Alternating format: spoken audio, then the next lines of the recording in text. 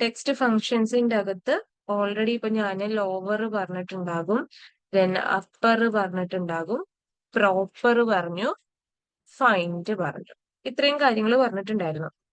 Lower ആണെന്നുണ്ടെങ്കിൽ നമുക്കിപ്പോ ഒരു ടെക്സ്റ്റിനെ ലോവർ കേസിലോട്ട് കൺവേർട്ട് ചെയ്യാൻ വേണ്ടിയിട്ടായിരുന്നു നമ്മൾ ലോവർ എന്ന് പറയുന്ന ഫംഗ്ഷൻ യൂസ് ചെയ്യുന്നത്, ഫുള്ളി സ്മോൾ ലെറ്ററിലോട്ട് കൺവേർട്ട് ചെയ്യാൻ അല്ലെ.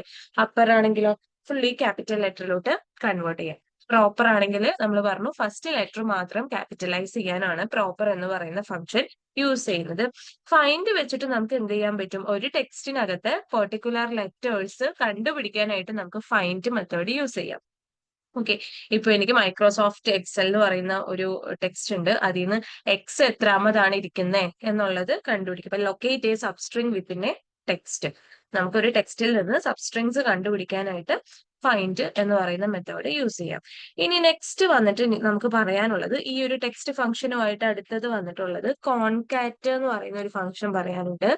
Then left function, right function, mid function, then next one len function, trim, then substitute, replace. Okay, ടെക്സ്റ്റുമായിട്ട് നമുക്ക് ഇത്രയും ആൾക്കാരെ കൂടെ നോക്കാനുണ്ട്. അപ്പൊ ഇതിനകത്ത് ഞാൻ ആദ്യം കോൺകാറ്റ് ആണ് പറയുന്നത്. കോൺകാറ്റ് എന്ന് പറയുമ്പോൾ ഇപ്പൊ നിങ്ങൾക്ക് രണ്ട് സെല്ലുകളെ തമ്മിൽ മെർജ് ചെയ്യണം എന്ന് വിചാരിക്കുക. രണ്ട് സെൽ ഓഫ് ഡാറ്റ ഉണ്ട്, അതായത് ആദ്യത്തിന്റെ അകത്ത് ഒരാളുടെ ഫസ്റ്റ് നെയിം ആണെന്ന് വിചാരിക്കുക.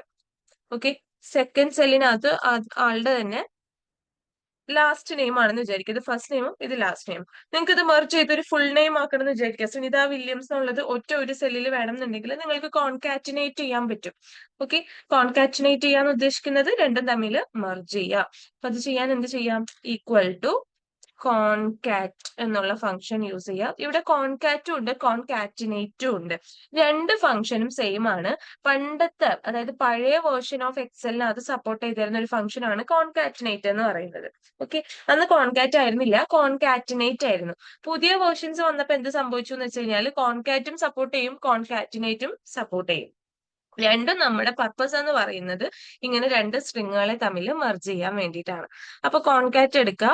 ഇനി നമുക്ക് എന്ത് ചെയ്യാം, ആദ്യത്തെ ടെക്സ്റ്റ് പാസ് ചെയ്ത് കൊടുക്കുക, അതായത് അതിന്റെ റെഫറൻസ് പാസ് ചെയ്ത് കൊടുക്കുക, കോമ, സെക്കൻഡ് ടെക്സ്റ്റിന്റെ റെഫറൻസ് പാസ് ചെയ്ത് കൊടുക്കുക, ക്ലോസ് ചെയ്യുക. ഇവിടെ ഇപ്പൊ രണ്ട് ടെക്സ്റ്റേ ഉള്ളൂ നമുക്ക്, അതുകൊണ്ട് രണ്ടെണ്ണം പാസ് ചെയ്ത് കൊടുത്തു. എന്റർ കൊടുത്തു കഴിഞ്ഞാൽ ഇതിപ്പോ എനിക്ക് എന്ത് കിട്ടി, കമ്പൈൻ ആയിട്ട് സുനിത വില്യംസ് എന്ന് കിട്ടി. ഇനി നിങ്ങൾക്ക് ഈ സുനിത വില്യംസിന്റെ ഇടയ്ക്ക് ഒരു സ്പേസ് വേണമെന്ന് വിചാരിക്കുക, അതായത് സുനിത കഴിഞ്ഞൊരു സ്പേസ് വിട്ടിട്ടാണ് വില്യംസ് വേണ്ടതെങ്കിൽ നിങ്ങൾ ചെയ്യേണ്ടത് എന്താന്ന് വെച്ച് കഴിഞ്ഞാൽ ഈ രണ്ട് ടെക്സ്റ്റ് കൊടുക്കണതിന്റെ ഇടയ്ക്ക് ഒരു കോട്സ് ഓപ്പൺ ചെയ്ത് കൊടുക്കുക, ഒരു ഡബിൾ കോട്സ്, അതിന്റെ ഇടയ്ക്ക് ഒരു സ്പേസ് വിട്ട് കൊടുക്കുക, എന്നിട്ട് ഒരു കോമ കൊടുക്കുക. മനസ്സിലായോ? ആദ്യത്തെ ടെക്സ്റ്റ് കൊടുക്കുന്നു, ദെൻ അതിനുശേഷം നമ്മൾ എന്ത് ചെയ്യുന്നു, ഒരു ഡബിൾ കോട്സ് ഓപ്പൺ ചെയ്യുന്നു, ആ ഡബിൾ കോട്സിന്റെ ഇടയ്ക്ക് നിങ്ങൾ ഒരു സ്പേസ് ഇട്ട് കൊടുക്കുക, ദെൻ കോമ കൊടുത്തിട്ട് അടുത്ത സെല്ലിൽ റെഫറൻസ് കൊടുക്കുക. അത്രയും കഴിയുമ്പോൾ നിങ്ങൾക്ക് എന്ത് കിട്ടും, ഈ സുനിത വില്യംസിന്റെ ഇടയ്ക്ക് സ്പേസ് വിട്ടിട്ട് നിങ്ങൾക്ക് കിട്ടും. ക്ലിയർ ആണോ? യെസ്. ഇത് തന്നെ ഞാൻ കോൺകാറ്റിനേറ്റ് വെച്ചും കാണിച്ചു തരാം. ഈക്വൽ ടു കോൺകാറ്റിനേറ്റ് ആണ് ഇവിടെ നമ്മൾ യൂസ് ചെയ്യുന്നത്. ദെൻ ടെക്സ്റ്റ് 1 കൊടുക്കുന്നു, കോമ, നേരത്തെ പോലെ നമുക്കിവിടെ സ്പേസ് കൊടുക്കാം, വീണ്ടും കോമ കൊടുത്തു, അടുത്തത് കൊടുക്കുന്നു, ക്ലോസ് ചെയ്യുന്നു, എന്റർ ചെയ്യുന്നു. അപ്പോഴും കിട്ടുന്നത് എന്താണ്, സുനിത വില്യംസ് എന്നുള്ള ആ ഒരു സംഭവം, ആ ഒരു ടെക്സ്റ്റ് തന്നെയാണ്. രണ്ടും സെയിം പർപ്പസിന് വേണ്ടിയിട്ടാണ്. ഇപ്പൊ എക്സലിന്റെ പഴയ വേർഷൻ യൂസ് ചെയ്യുന്നവർക്ക് ചിലപ്പോൾ കോൺകാറ്റ് കിട്ടിക്കൊള്ളണമെന്നില്ല, കോൺകാറ്റിനേറ്റ് എന്നായിരിക്കും ഉണ്ടാവുക. അത്യാവശ്യം പുതിയ വേർഷൻസ് ആണെങ്കിൽ അത് രണ്ടും സപ്പോർട്ട് ചെയ്യും. രണ്ടും ചെയ്ത് നോക്കാം കേട്ടോ, കോൺകാറ്റിനേറ്റും ചെയ്യാം കോൺകാറ്റും ചെയ്യാം. ഒന്ന് പെട്ടെന്ന് ചെയ്തേ.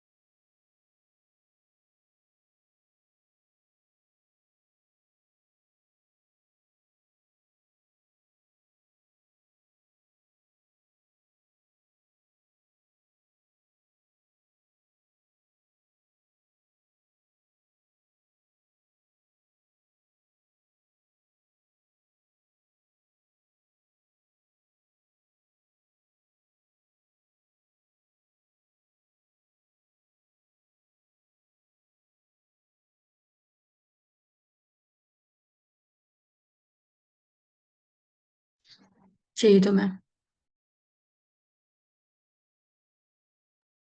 ഓക്കെ.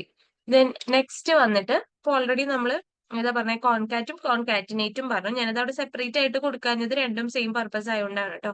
ഇനി ലെഫ്റ്റ് നമുക്ക് നോക്കാം. ഇപ്പൊ എന്റെ കയ്യിൽ ഒരു ടെക്സ്റ്റ് ഉണ്ട്, മൈക്രോസോഫ്റ്റ് എക്സൽ.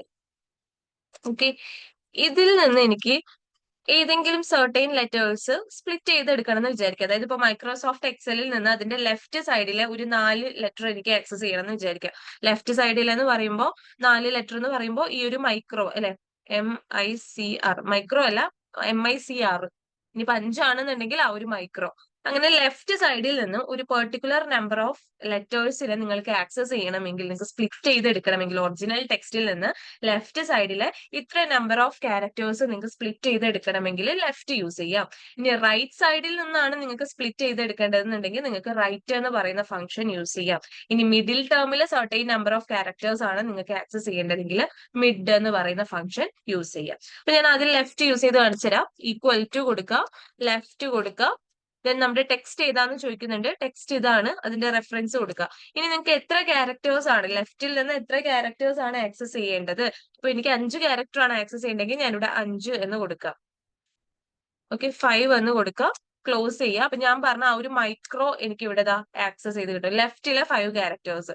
ഇനി റൈറ്റിലെ 5 ക്യാരക്ടേഴ്സ് ആണെങ്കിൽ എന്ത് ചെയ്യുക, ഈക്വൽ ടു റൈറ്റ് എന്ന് കൊടുക്കുക. ദെൻ അതിനുശേഷം ഇതിന്റെ റെഫറൻസ് കൊടുക്കുന്നു. ദെൻ റൈറ്റിലെ എത്ര ക്യാരക്ടേഴ്സ്, റൈറ്റിലത്തെ ഒരു 5 ക്യാരക്ടേഴ്സ് ആണെങ്കിൽ റൈറ്റ് സൈഡിൽ നിന്ന് നോക്കുവാണെങ്കിൽ ഈ എക്സൽ ആയിരിക്കും എനിക്ക് ആക്സസ് ചെയ്ത് കിട്ടുന്നത്. റൈറ്റിൽ നിന്ന് സ്പ്ലിറ്റ് ചെയ്യുമ്പോൾ എക്സൽ ആയിരിക്കും എനിക്ക് കിട്ടുന്നത്. ഇതാ ആ ഒരു 5 ക്യാരക്ടറിന് കിട്ടിയിട്ടുണ്ട്. ഇനി മിഡ് എന്ന് പറയുമ്പോൾ മിഡിലിൽ നിന്ന് ഇപ്പൊ എന്തെങ്കിലും ആക്സസ് ചെയ്യണമെങ്കിൽ, ഇപ്പൊ എനിക്ക് മിഡിലിൽ നിന്ന് ഈ സോഫ്റ്റ് എന്നുള്ള വാല്യൂ ആണ് ആക്സസ് ചെയ്യേണ്ടത്, SOFT അതാണ് കിട്ടേണ്ടതെങ്കിൽ ഈക്വൽ ടു മിഡ് കൊടുക്കുക, ബ്രാക്കറ്റ് ഓപ്പൺ ചെയ്യുക, ടെക്സ്റ്റിന്റെ റെഫറൻസ് ചോദിക്കുന്നുണ്ട്, കൊടുത്തു. ഇനി നമ്മൾ സ്റ്റാർട്ട് നമ്പർ കൊടുക്കണം, അതേപോലെ നമ്പർ ഓഫ് ക്യാരക്ടേഴ്സ് കൊടുക്കണം. സ്റ്റാർട്ട് നമ്പർ എന്ന് പറയുമ്പോൾ എത്രാമത് മുതലുള്ള ക്യാരക്ടർ ആണ് നിങ്ങൾക്ക് എടുക്കേണ്ടേ? എനിക്കിപ്പോ ആദ്യത്തെ 4 എണ്ണം കഴിഞ്ഞിട്ട് 5-ാമത്തെ ലെറ്റർ മുതൽ, അതായത് S സ്റ്റാർട്ട് ചെയ്യുന്നത് 5-ാമത്തെ ലെറ്റർ ആണ്, ആ 5-ാമത്തെ ലെറ്റർ മുതൽ ഇനി എത്ര ക്യാരക്ടേഴ്സ് എനിക്ക് എടുക്കണം? SOFT അല്ലെ, 4 ക്യാരക്ടേഴ്സ് ആണ് വേണ്ടത്. അപ്പൊ 5-ാമത്തെ ലെറ്റർ മുതൽ 4 ക്യാരക്ടർ എനിക്ക് വേണം എന്ന് പറഞ്ഞു കൊടുക്കണം. അപ്പൊ ആദ്യം എന്ത് ചെയ്യണം, ടെക്സ്റ്റിന്റെ റെഫറൻസ് കൊടുക്കുക, ദെൻ സ്റ്റാർട്ട് നമ്പർ, എവിടെ മുതലുള്ള ലെറ്റേഴ്സ് ആണ് ആക്സസ് ചെയ്യേണ്ടേ, അപ്പൊ ആ നമ്പർ കൊടുക്കുക, സ്റ്റാർട്ട് നമ്പർ കൊടുക്കുക. ദെൻ അവിടെ നിന്ന് എത്ര നമ്പേഴ്സ് നിങ്ങൾക്ക് വേണം, എനിക്ക് 5-ാമത്തെ ലെറ്റർ മുതൽ ഒരു 4 ക്യാരക്ടർ ആണ് വേണ്ടത്. അപ്പൊ 5-ാമത്തെ ലെറ്റർ എന്ന് പറയുമ്പോൾ S, അവിടെ നിന്ന് 4 എന്ന് പറയുമ്പോൾ SOFT, ആ ഒരു 4 എണ്ണം ആയിരിക്കും എനിക്ക് മിഡിൽ വാല്യൂ ആയിട്ട് അവർ ആക്സസ് ചെയ്ത് തരുന്നത്. 4 പോയി, നമ്പർ ഓഫ് ക്യാരക്ടേഴ്സ് കൊടുക്കുക, 4 കൊടുത്തു, ദെൻ എന്റർ കൊടുക്കുക. അപ്പൊ കണ്ട 4 ക്യാരക്ടർ എന്ന് പറയുമ്പോൾ എവിടെ നിന്ന് തുടങ്ങി, സോഫ്റ്റ് അല്ല വന്നിട്ടുള്ളത്. 5-ാമത്തെ ക്യാരക്ടർ എന്ന് പറയുമ്പോൾ ഈ ഓയിൽ നിന്നല്ലേ, ഞാൻ പറഞ്ഞതിൽ മിസ്റ്റേക്ക് ഉണ്ട്. 5-ാമത്തെ ക്യാരക്ടർ എന്ന് പറയുമ്പോൾ ഓയിൽ നിന്നല്ലേ സ്റ്റാർട്ട് ചെയ്യുന്നത്, MICRO. ആണ് 5-ാമത്തെ ക്യാരക്ടർ. അപ്പൊ ആ ഓയിൽ നിന്നാ സ്റ്റാർട്ട് ചെയ്യുക, OSOF വരെയാണ് നമുക്ക് കിട്ടുക. സോഫ്റ്റ് അല്ല, OSOF ആണ് കിട്ടുക. അവിടെ നിന്ന് മുതലുള്ള ആ ഒരു 4 ക്യാരക്ടേഴ്സ് ആണ് നമുക്ക് 5-ാമത്തെ ലെറ്റർ മുതലുള്ള 4 ക്യാരക്ടേഴ്സ്. അപ്പൊ OSOF റിട്ടേൺ ചെയ്ത് കിട്ടി. അതാണ് മിഡ് എന്ന് പറയുന്നത്. അപ്പൊ ഈ ലെഫ്റ്റ് റൈറ്റ് മിഡ് എന്ന് പറയുന്നത് നമുക്ക് ഒരു ടെക്സ്റ്റിൽ നിന്ന് സർട്ടൈൻ ക്യാരക്ടേഴ്സ് ആക്സസ് ചെയ്യാൻ വേണ്ടിയിട്ട്, ലെഫ്റ്റ് ആണെങ്കിൽ ലെഫ്റ്റിൽ നിന്ന് ആക്സസ് ചെയ്യും, റൈറ്റ് ആണെങ്കിൽ റൈറ്റിൽ നിന്ന് ആക്സസ് ചെയ്യും, മിഡ് ആണെങ്കിൽ മിഡിൽ നിന്ന് ആക്സസ് ചെയ്യും. അപ്പൊ ഈ ലെഫ്റ്റും റൈറ്റും ഏകദേശം ഒരുപോലെയാണ്. വ്യത്യാസം വരുന്നത് മിഡിനാണ്. മിഡിൽ അവിടെ നമ്മൾ എന്ത് ചെയ്യണം, സ്റ്റാർട്ട് നമ്പറും കൊടുക്കണം, നമ്പർ ഓഫ് ക്യാരക്ടേഴ്സും മെൻഷൻ ചെയ്ത് കൊടുക്കണം. ഓക്കെ, അതൊന്ന് ട്രൈ ചെയ്ത് നോക്കി. ക്ലിയർ അല്ലേ പറഞ്ഞത്? യെസ്. ഓക്കെ, ഒന്ന് ട്രൈ ചെയ്ത് നോക്കൂ കേട്ടോ.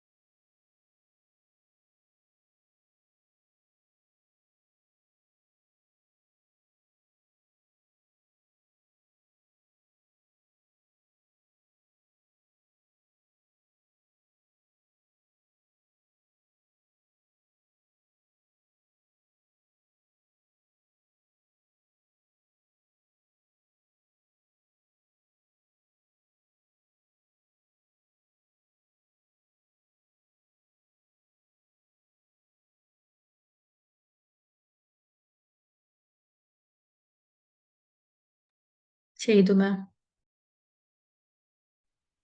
ഓക്കെ, എല്ലാവരുടെയും കഴിഞ്ഞോ? ഷബിന മാത്രമേ ചെയ്തു എന്ന് പറയുന്നുള്ളൂ, ബാക്കി രണ്ടുപേരും മിണ്ടുന്നില്ല. ശ്രുതി എന്നായിരുന്നില്ലേ പേര്?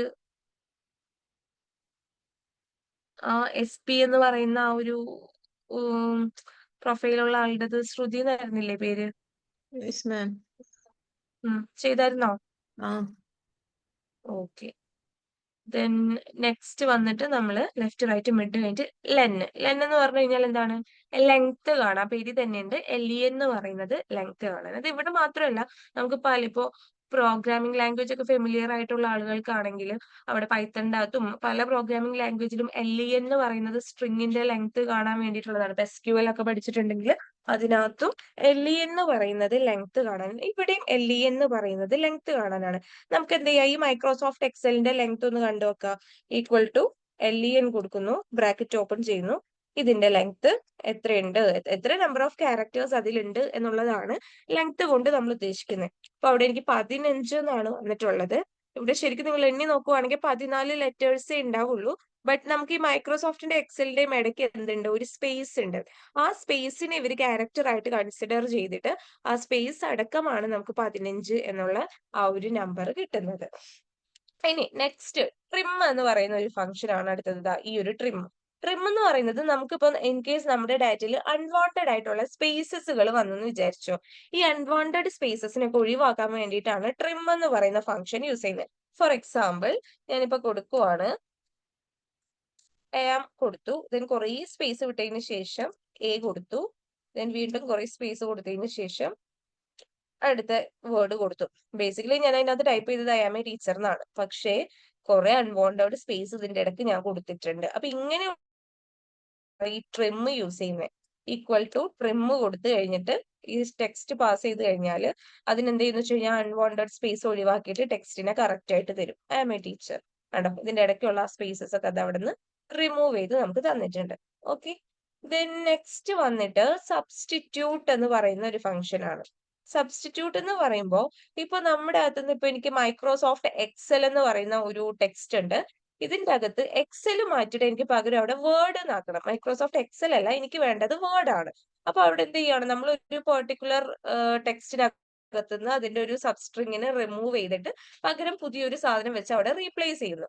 ഈ ഒരു പരിപാടിക്ക് വേണ്ടിയിട്ടാണ് ഇവര് രണ്ടുപേരെയും നമ്മൾ യൂസ് ചെയ്യുന്നത്. സബ്സ്റ്റിറ്റ്യൂട്ട് ആണെങ്കിലും റീപ്ലേസ് ആണെങ്കിലും നമ്മൾ യൂസ് ചെയ്യുന്നത് ഡാറ്റ റിമൂവ് ചെയ്തിട്ട് പകരം അവിടെ പുതിയൊരു ഡാറ്റ വെച്ച് റീപ്ലേസ് ചെയ്യാൻ വേണ്ടിയിട്ടാണ്. അപ്പൊ ഈ മൈക്രോസോഫ്റ്റ് എക്സലിൽ നിന്ന് നമുക്ക് അത് എങ്ങനെ ചെയ്യാൻ നോക്കാം. ഞാൻ ഇവിടെ എന്ത് ചെയ്യുന്നു, ഈക്വൽ ടു സബ്സ്റ്റിറ്റ്യൂട്ട് കൊടുക്കുക. പിന്നെ അതിനുശേഷം നമ്മുടെ ടെക്സ്റ്റിന്റെ റെഫറൻസ് കൊടുക്കുക. ദെൻ അതിനുശേഷം ഓൾഡ് ടെക്സ്റ്റ് എന്ന് പറയുമ്പോൾ നിങ്ങൾ ടൈപ്പ് ചെയ്ത് കൊടുക്കേണ്ടത് എക്സൽ ആണ്. അതായത് ഇപ്പോഴത്തെ ടെക്സ്റ്റിന്റെ അകത്ത് എക്സലിനെയാണ് നിങ്ങൾക്ക് ചേഞ്ച് ചെയ്യേണ്ടത്. അപ്പോൾ നിങ്ങൾ ഓൾഡ് ടെക്സ്റ്റിന്റെ കറസ്പോണ്ടിങ് ആയിട്ട് എക്സൽ എന്ന് ടൈപ്പ് ചെയ്ത് കൊടുക്കുക. നിങ്ങളുടെ സെല്ലിൽ എങ്ങനെയാണോ എക്സലിന് എഴുതിയിട്ടുള്ളത് അതേപോലെ തന്നെ ടൈപ്പ് ചെയ്ത് കൊടുക്കുക. ഇനി പുതിയ ടെക്സ്റ്റ് എന്താ ഞാൻ അവിടെ വെച്ച് റീപ്ലേസ് ചെയ്യുന്നത്, വേർഡ്, അത് കൊടുത്തു. ഓക്കെ, ദെൻ ഇൻസ്റ്റൻസ് നമ്പർ എന്ന് പറയുമ്പോൾ ഈ മൈക്രോസോഫ്റ്റ് എക്സൽ എന്ന് പറയുമ്പോൾ അവിടെ രണ്ട് വാക്കുണ്ട്. ഒന്ന് മൈക്രോസോഫ്റ്റ്, രണ്ട് എക്സൽ അല്ലെ. അതിൽ രണ്ടാമത്തെ വാക്കാണ് എക്സൽ എന്ന് പറയുന്നത്. അതുകൊണ്ട് ഇൻസ്റ്റൻസ് നമ്പർ നിങ്ങൾ 2 എന്ന് കൊടുക്കണം. ഇനി മൈക്രോസോഫ്റ്റ് ആയിരുന്നു നിങ്ങൾക്ക് ചേഞ്ച് ചെയ്യണമെങ്കിൽ നിങ്ങൾ എന്ത് കൊടുക്കണമായിരുന്നു, ഇൻസ്റ്റൻസ് നമ്പർ 1 കൊടുക്കണമായിരുന്നു. അത് കാരണം അതാണ് ആദ്യത്തെ വാക്ക് ആ ഒരു ടെക്സ്റ്റിലെ. ഇത് രണ്ടാമത്തെ വാക്കായതുകൊണ്ട് നമ്മൾ എക്സലിന്റെ 2 കൊടുക്കുന്നു. ദെൻ അതിനുശേഷം എന്റർ കൊടുക്കുമ്പോൾ മൈക്രോസോഫ്റ്റ് എക്സൽ ഇൻസ്റ്റൻസ് നമ്പർ മാറിപ്പോകും.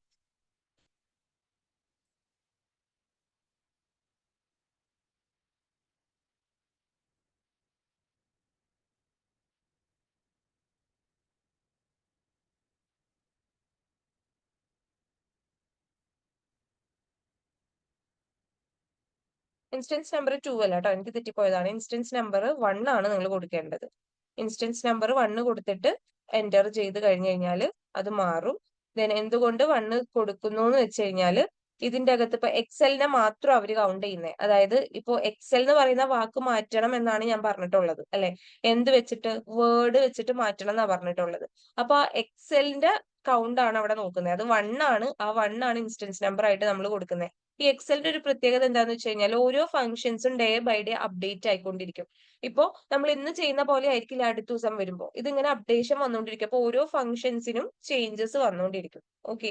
ഈ ഇൻസ്റ്റൻസ് നമ്പർ എന്ന് പറയുമ്പോൾ നമ്മൾ കൊടുത്തുകൊണ്ടിരുന്നത് ഇത് രണ്ടാമത്തെ വാക്കായോണ്ട് 2 ആയിരുന്നു. പക്ഷെ ഇപ്പൊ ഇത് 1 കൊടുക്കുമ്പോഴാണ് ഇത് കറക്റ്റ് ആയിട്ട് കിട്ടുന്നത്. അപ്പൊ അവര് കൗണ്ട് ചെയ്യുന്നത് എങ്ങനെയാന്ന് വെച്ച് കഴിഞ്ഞാല് ഇവിടെ എക്സൽ എന്നുള്ള ഓൾഡ് ടെക്സ്റ്റിനെ മാത്രമേ നോക്കുന്നുള്ളൂ. ആ മൈക്രോസോഫ്റ്റിനെ അവർ പരിഗണിക്കുന്നില്ല. എക്സൽ എന്നുള്ള ആ ഒരു ടെക്സ്റ്റ് മാത്രമേ നോക്കുന്നുള്ളൂ. അപ്പൊ ആ എക്സലിലെ ഫസ്റ്റ് ലെറ്റർ മുതലാണ് നിങ്ങൾക്ക് ചേഞ്ച് ചെയ്യേണ്ടത്. അതുകൊണ്ട് അവിടെ 1 കൊടുക്കുന്നു. അപ്പൊ ആ ഫസ്റ്റ് ലെറ്റർ മുതൽ ബാക്കിയുള്ളത് അങ്ങ് എന്താകും? വേർഡ് ആയിട്ട് മാറും. ഓക്കെ. ട്രൈ ചെയ്ത് നോക്കാം ട്ടോ.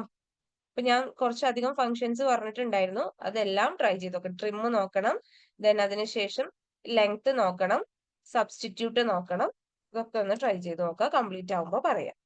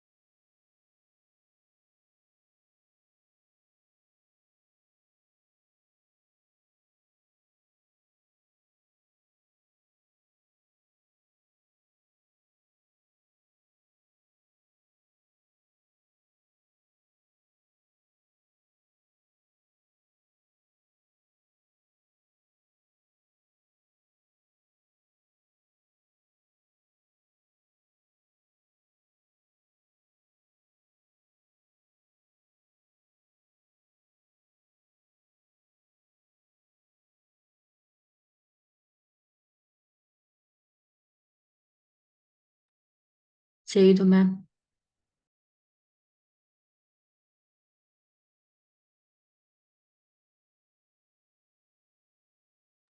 ഓക്കെ.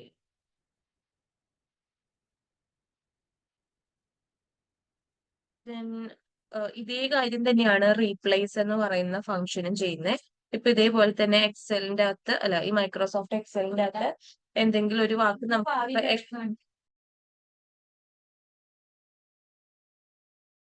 ഓക്കെ ഈ എക്സലിനെ നമുക്ക് മാറ്റണം. മൈക്രോസോഫ്റ്റ് എക്സലിനെ നമുക്ക് മാറ്റണം എന്നുണ്ടെങ്കിൽ അത് റീപ്ലേസ് വെച്ചിട്ടും ചെയ്യാൻ പറ്റും. എന്ത് ചെയ്താൽ മതി? ഈക്വൽ ടു റീപ്ലേസ് കൊടുക്കുക. ദെൻ ഓൾഡ് ടെക്സ്റ്റ് എന്ന് പറയുമ്പോൾ ഇത് നമ്മൾ ചൂസ് ചെയ്ത് കൊടുക്കുക.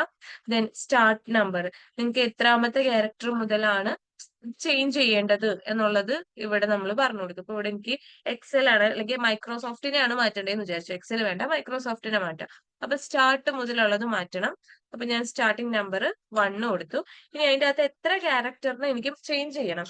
അപ്പൊ മൊത്തത്തിൽ ഈ മൈക്രോസോഫ്റ്റിന് തന്നെ ചേഞ്ച് ചെയ്യണമെന്നുണ്ടെങ്കിൽ നമ്പർ ഓഫ് ക്യാരക്ടേഴ്സ് കൊടുക്കേണ്ടത് 1 2 3 4 5 6 7 8 9 ക്യാരക്ടേഴ്സ് റിമൂവ് ചെയ്യണം.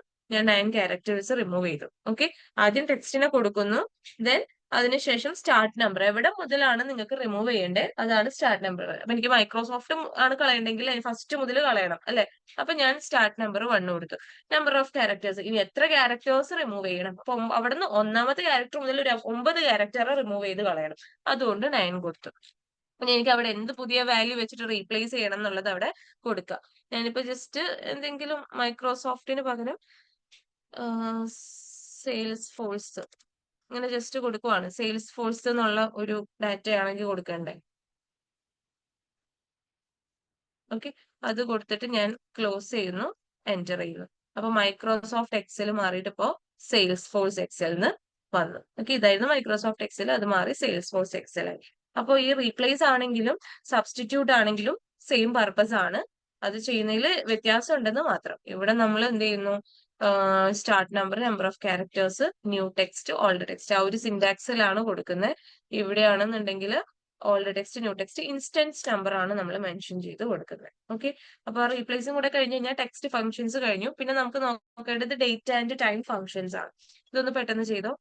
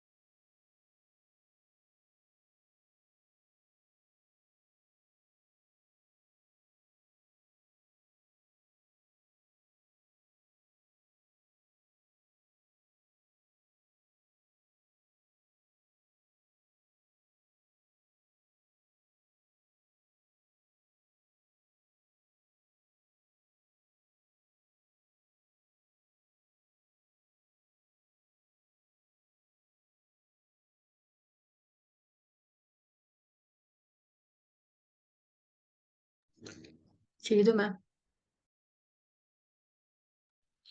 ഓക്കെ, ദെൻ നെക്സ്റ്റ് വന്നിട്ട് നമുക്ക് ഡേറ്റ് ആൻഡ് ടൈം ഫങ്ഷൻസ് ആണ് നോക്കാനുള്ളത്. ഈ ഡേറ്റ് ആൻഡ് ടൈം ഫങ്ഷൻസിന്റെ അകത്ത് ഫസ്റ്റ് തന്നെ നിങ്ങൾ ജസ്റ്റ് ഈക്വൽ ടു ടുഡേ എന്ന് കൊടുക്കുവാണെങ്കിൽ, ജസ്റ്റ് ഈക്വൽ ടു ടുഡേ എന്ന് പറഞ്ഞിട്ട് ബ്രാക്കറ്റ് ഓപ്പൺ ക്ലോസ് ചെയ്ത് കഴിഞ്ഞാൽ നിങ്ങൾക്ക് കിട്ടുന്നത് ഇന്നത്തെ കറന്റ് ഡേറ്റ് ആണ്. ഇപ്പൊ എന്റെ ഡേറ്റ് ഫോർമാറ്റ് കിടക്കുന്നത് ഇങ്ങനെയാണ് കേട്ടോ. അതായത് മന്ത്, ഡേറ്റ്, ഇയർ എന്നുള്ളത്. അതായത് ഏപ്രിൽ മാസം 28 ഡേറ്റ്, ഇയർ, ആ ഒരു രീതിക്ക് എനിക്ക് കിട്ടി. നിങ്ങളുടെ സിസ്റ്റത്തിന്റെ ഡിഫോൾട്ട് ഫോർമാറ്റ് എങ്ങനെയാണോ ആ ഫോർമാറ്റിൽ നിങ്ങൾക്ക് ഇന്നത്തെ ഡേറ്റ് കിട്ടും. ഓക്കെ, കറക്റ്റ് ആയിട്ട് എനിക്ക് ഇന്നത്തെ ഡേറ്റ് ഇവിടെ കിട്ടിയിട്ടുണ്ട്. അതാണ് ടുഡേ എന്ന് പറയുന്ന ഫംഗ്ഷൻ ചെയ്യുന്നത്. ദെൻ നെക്സ്റ്റ് പറയുവാണെങ്കിൽ നമുക്ക് ഡേറ്റ് എന്ന് പറയുന്ന ഒരു ഫംഗ്ഷൻ ഉണ്ട്. ഇതിപ്പോ നമ്മൾ ചെയ്തത് ടുഡേ ആണ്, ഇവിടെ ഞാൻ നോട്ട് ചെയ്ത് വെക്കാം, today. Then next just date എന്ന് പറയുന്ന ഒരു ഫംഗ്ഷൻ ഉണ്ട്. ഇപ്പൊ ഞാനിവിടെ ഈക്വൽ ടു ഡേറ്റ് കൊടുക്കുവാണ്. Equal to date bracket open ചെയ്തിട്ട് ഒരു ഇയർ, മന്ത്, ഡേ പാസ് ചെയ്ത് കൊടുക്കാം. ഇപ്പൊ ഞാൻ 2001, ദെൻ മന്ത് എന്ന് പറയുന്നത് 2, ദെൻ ഡേ എന്ന് പറയുന്നത് 22. ഇങ്ങനെ കൊടുക്കുകയാണെന്നുണ്ടെങ്കിൽ നമ്മൾ സെപ്പറേറ്റ് ആയിട്ട് മന്ത് ഈ ഡേറ്റ് ഇയർ കൊടുക്കുകയാണെന്നുണ്ടെങ്കിൽ അത് നമുക്ക് എന്തായിട്ട് തരും? ഒരു ഡേറ്റ് ഫോർമാറ്റിലാക്കി തരും. ഓക്കെ, നമ്മൾ എന്ത് ചെയ്താൽ മതി? ഈക്വൽ ടു ഡേറ്റ് എന്ന് പറഞ്ഞിട്ട് ഇയർ മന്ത് ഡേ പാസ് ചെയ്ത് കൊടുത്താൽ മതി. അതിനെ അത് കൺവേർട്ട് ചെയ്തിട്ട് എന്താക്കി തരും? ഡേറ്റ് ആക്കി തരും. ഓക്കെ, അതാണ് ഡേറ്റ് എന്ന് പറയുന്ന ഫംഗ്ഷൻ. പിന്നെ വന്നിട്ട് ഡേ എന്ന് പറയുന്ന ഒരു ഫംഗ്ഷൻ ആണ്. അതായത് നമ്മൾ എന്ത് ചെയ്യുന്നു? ഈക്വൽ ടു ഡേ കൊടുത്തിട്ട് ഒരു ഡേറ്റ് ഇതിനകത്തോട്ടേക്ക് പാസ് ചെയ്യുവാണ്. ഇപ്പൊ ഞാൻ തൽക്കാലം ഈ ഒരു ഡേറ്റ്, ഇന്നത്തെ ആ ഒരു ഡേറ്റ് നേരത്തെ മുകളിൽ കിട്ടിയത്, അതിന്റെ റെഫറൻസ് പാസ് ചെയ്ത് കൊടുക്കുകയാണ്. മുകളിൽ ഒരു ഡേറ്റ് ഉണ്ടല്ലോ, അപ്പൊ ആ ഡേറ്റിന്റെ ഞാൻ പാസ് ചെയ്ത് കൊടുക്കുകയാണ്. അപ്പൊ എന്താ സംഭവിക്കാന്ന് വെച്ച് കഴിഞ്ഞാൽ ആ ഡേറ്റിൽ നിന്നും എനിക്ക് ഡേനെ എക്സ്ട്രാക്ട് ചെയ്ത് കിട്ടും. ഡേ എന്ന് പറയുമ്പോൾ 28 ആണെന്ന് അല്ലെ, ആ 28 എന്നുള്ളതായിരിക്കും എനിക്ക് എക്സ്ട്രാക്ട് ചെയ്ത് കിട്ടുക. ഒന്നുമില്ല, നിങ്ങളൊരു ഡേറ്റ് പാസ് ചെയ്ത് കൊടുത്താൽ ആ ഡേറ്റിൽ നിന്ന് ഡേനെ എക്സ്ട്രാക്ട് ചെയ്ത് കിട്ടും. ഓക്കെ, ഞാൻ ആ മുകളിലത്തെ ഡേറ്റ് ആണ് പാസ് ചെയ്ത് കൊടുത്തത്. അപ്പൊ അതിൽ നിന്ന് എനിക്ക് ആ 28 എക്സ്ട്രാക്ട് ചെയ്ത് കിട്ടും. അങ്ങനെയാണെങ്കിൽ മന്ത് എന്തായിരിക്കും? നമുക്ക് മാസം എക്സ്ട്രാക്ട് ചെയ്ത് കിട്ടും. ഈക്വൽ ടു മന്ത് കൊടുക്കുക, ബ്രാക്കറ്റ് ഓപ്പൺ ചെയ്യുക, ഇതേപോലെ ഡേറ്റ് പാസ് ചെയ്ത് കൊടുക്കുക, എൻറ്റർ ചെയ്യുക. അപ്പൊ 4-ാം മാസം എന്നുള്ള ആ ഒരു മന്ത് നമുക്ക് എക്സ്ട്രാക്ട് ചെയ്ത് കിട്ടി. ഇനി ഇയർ ആണെങ്കിൽ ഈക്വൽ ടു ഇയർ കൊടുക്കുക, ബ്രാക്കറ്റ് ഓപ്പൺ ചെയ്യുക, ഇത് കൊടുക്കുന്നു, എൻറ്റർ ചെയ്യുന്നു. അപ്പൊ ഇയർ നമുക്ക് എക്സ്ട്രാക്ട് ചെയ്ത് കിട്ടും. ഓക്കെ, ഈ ഇത്രയും ഫംഗ്ഷൻസ് ഒന്ന് പെട്ടെന്ന് ചെയ്തേ. എളുപ്പമാണ് ഡേറ്റ് ആൻഡ് ടൈം ഫംഗ്ഷൻ, പെട്ടെന്ന് ചെയ്യാം കേട്ടോ.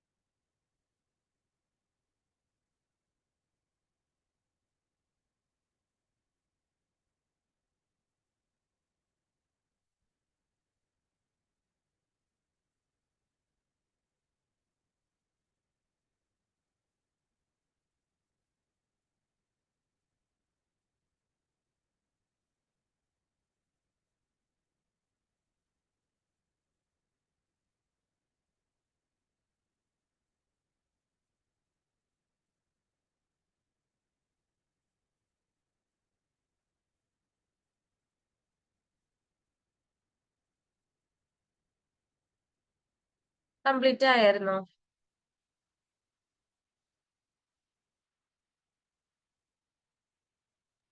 हाँ ചെയ്തു ma'am. Okay, then next function ഈ ഓ മന്ത്. ഈ ഓ മന്ത്, ഈ ഓ മന്ത് എന്ന് പറയുന്നത് എൻഡ് ഓഫ് മന്ത്. ഓക്കെ, നമ്മളിപ്പോ ഒരു ഡേറ്റ് ഇതിനകത്തോട്ടേക്ക് കൊടുക്കുവാണ്. ഈക്വൽ ടു ഈ ഓ മന്ത് കൊടുത്തിട്ട് ഒരു സ്റ്റാർട്ട് ഡേറ്റ് ഞാൻ പാസ് ചെയ്യുവാണ്. സ്റ്റാർട്ട് ഡേറ്റ് നമുക്ക് ഇന്നത്തെ ഈ ഒരു ഡേറ്റ് തന്നെ പാസ് ചെയ്ത് കൊടുക്കാം. ദെൻ അവിടുന്ന് കറക്റ്റ് ഇത്ര മാസം കഴിഞ്ഞു കഴിഞ്ഞാല് ആ ലാസ്റ്റ് ഇപ്പൊ ഞാൻ പറയുവാണ് ഇന്നത്തെ ഈ ഒരു ഡേറ്റ് ഇന്നിപ്പോ ഏപ്രിൽ 28 അല്ലെ, ഈ ഏപ്രിൽ 28 കഴിഞ്ഞിട്ട് കറക്റ്റ് 2 മാസം കഴിയുമ്പോ ആ മാസത്തിന്റെ എൻഡ് ഡേറ്റ് എന്താണോ ആ എൻഡ് ഡേറ്റ് ആയിരിക്കും എനിക്ക് ഈ ഓ മന്ത് റിട്ടേൺ ചെയ്യുന്നത്. ഓക്കെ, നമ്മളൊരു സ്റ്റാർട്ട് ഡേറ്റ് കൊടുക്കുന്നു. ആ സ്റ്റാർട്ട് ഡേറ്റ് മുതൽ ഒരു 3 മാസം കഴിഞ്ഞിട്ട് അല്ലെങ്കിൽ ഒരു 2 മാസം കഴിഞ്ഞിട്ട് വരുന്ന മാസം ഏതാണോ ആ മാസത്തിന്റെ എൻഡ് ഡേറ്റ് എത്രയാണ് എന്നുള്ളതായിരിക്കും ഈ ഓ മന്ത് നമുക്ക് റിട്ടേൺ ചെയ്യുന്നത്. അപ്പൊ ഞാനിപ്പോ ഇവിടെ ഏപ്രിൽ 28 അല്ലെ, അപ്പൊ നമുക്കൊരു 2 മാസം കഴിഞ്ഞിട്ട് നോക്കാം. ഏപ്രിൽ 28 കഴിഞ്ഞിട്ട് കറക്റ്റ് 2 മാസം കഴിയുമ്പോൾ ഉള്ള ആ ഒരു മാസത്തിന്റെ എൻഡ് ഡേറ്റ് എത്രയായിരിക്കും എന്ന് നോക്കാം. എൻറ്റർ കൊടുക്കുമ്പോൾ ഇത് ആദ്യം ഇങ്ങനെ നമ്പർ ഫോർമാറ്റിലായിരിക്കാം മേ ബി നിങ്ങൾക്ക് കിട്ടുന്നത്. അങ്ങനെയാണെന്നുണ്ടെങ്കിൽ നിങ്ങൾ എന്ത് ചെയ്യും, നമ്മൾ ഓൾറെഡി നമ്പർ ഫോർമാറ്റിംഗ് എന്ന് പറയുന്ന ഒരു സംഭവം സ്റ്റാർട്ടിങ്ങിൽ പറഞ്ഞിട്ടുണ്ട്. ഈ നമ്പർ ഫോർമാറ്റിംഗിൽ പോയിട്ട് ഇതിനെ ഷോർട്ട് ഡേറ്റോ ലോങ് ഡേറ്റോ ആക്കി നോക്കാം. ഞാനിപ്പോ ലോങ് ഡേറ്റ് ആക്കാണ്. ലോങ് ഡേറ്റ് ആക്കുന്ന ടൈമിൽ ഏപ്രിൽ 28 കഴിയുമ്പോൾ കറക്റ്റ് 2 മാസം കഴിഞ്ഞ് കഴിഞ്ഞാൽ മെയ് ജൂൺ അല്ലെ, ജൂൺ ആണ് വരുന്നത്. ജൂണിന്റെ ലാസ്റ്റത്തെ എൻഡ് ഡേറ്റ് എന്ന് പറയുന്നത് 30 എന്നുള്ള ആൻസർ ആണ് എനിക്ക് അവിടെ കിട്ടിയത്. അത് മൺഡേ ആണ് എന്നുള്ള ഒരു ഇൻഫോർമേഷൻ ആണ് എനിക്ക് അവിടെ കിട്ടിയിട്ടുള്ളത്. അതാണ് ഈ ഓ മന്ത്, എൻഡ് ഓഫ് മന്ത് എന്നാണ് പറയാ. അപ്പൊ ഈ ഒരു മാസം കഴിഞ്ഞ് കറക്റ്റ് ഇത്ര മാസം കഴിയുമ്പോൾ ആ ഒരു മാസത്തെ എൻഡ് ഡേറ്റ് എന്താണോ അതായിരിക്കും ഇത് റിട്ടേൺ ചെയ്യുന്നത് ഈ ഓ മന്ത്. ഇനി അടുത്തത് ഈ ഡേറ്റ് എന്ന് പറയുന്ന ഒരു ഫംഗ്ഷൻ ആണ്.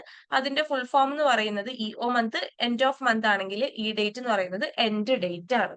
ഇപ്പൊ ഞാൻ ഈക്വൽ ടു ഈ ഡേറ്റ് കൊടുത്തിട്ട് ഇതേപോലെ തന്നെ ഒരു ഡേറ്റ് പാസ് ചെയ്ത് കൊടുക്കുകയാണ്. ദെൻ അതിനുശേഷം ഇതേപോലെ തന്നെ 2 കൊടുക്കുകയാണ്. 2 മാസം കഴിയുമ്പോൾ എൻഡ് ഡേറ്റ് എനിക്ക് കാണണം. ഈ ഡേറ്റ് കൊടുക്കുന്നു, 2 മാസം കൊടുക്കുന്നു, എന്റർ ചെയ്യുന്നു. വീണ്ടും എനിക്ക് അതേപോലത്തെ ഒരു സാധനമാണ് കിട്ടുന്നത്. ഞാൻ എന്ത് ചെയ്യുന്നു, ഇതിനെ ലോങ് ഡേറ്റ് ആക്കിയിട്ട് നോക്കുന്നു. അന്നേരം എനിക്ക് ജൂൺ 28 എന്ന് കിട്ടി. അതായത് ഇവിടെ എൻഡ് ഓഫ് മന്ത് അല്ല പറയുന്നത്, കറക്റ്റ് ഇപ്പൊ ഇന്നത്തെ 28 കഴിഞ്ഞിട്ട് അടുത്ത 2 മാസം കഴിയുമ്പോൾ കറക്റ്റ് ഇതേ ദിവസം വരുന്ന ഡേറ്റ് ഏതാണ്. ഇന്നിപ്പോ ഏപ്രിൽ 28 ആണെന്നുണ്ടെങ്കിൽ കറക്റ്റ് 2 മാസം കഴിയുമ്പോൾ വരുന്ന ഡേറ്റും എന്തായിരിക്കും, ജൂൺ 28 ആയിരിക്കും അല്ലെ. ഇന്ന് 28 ആണെങ്കിൽ കറക്റ്റ് 2 മാസം കഴിയുമ്പോൾ ഉള്ള ഇതേ ദിവസം എന്ന് പറയുന്നത് ജൂൺ 28 ആണ്.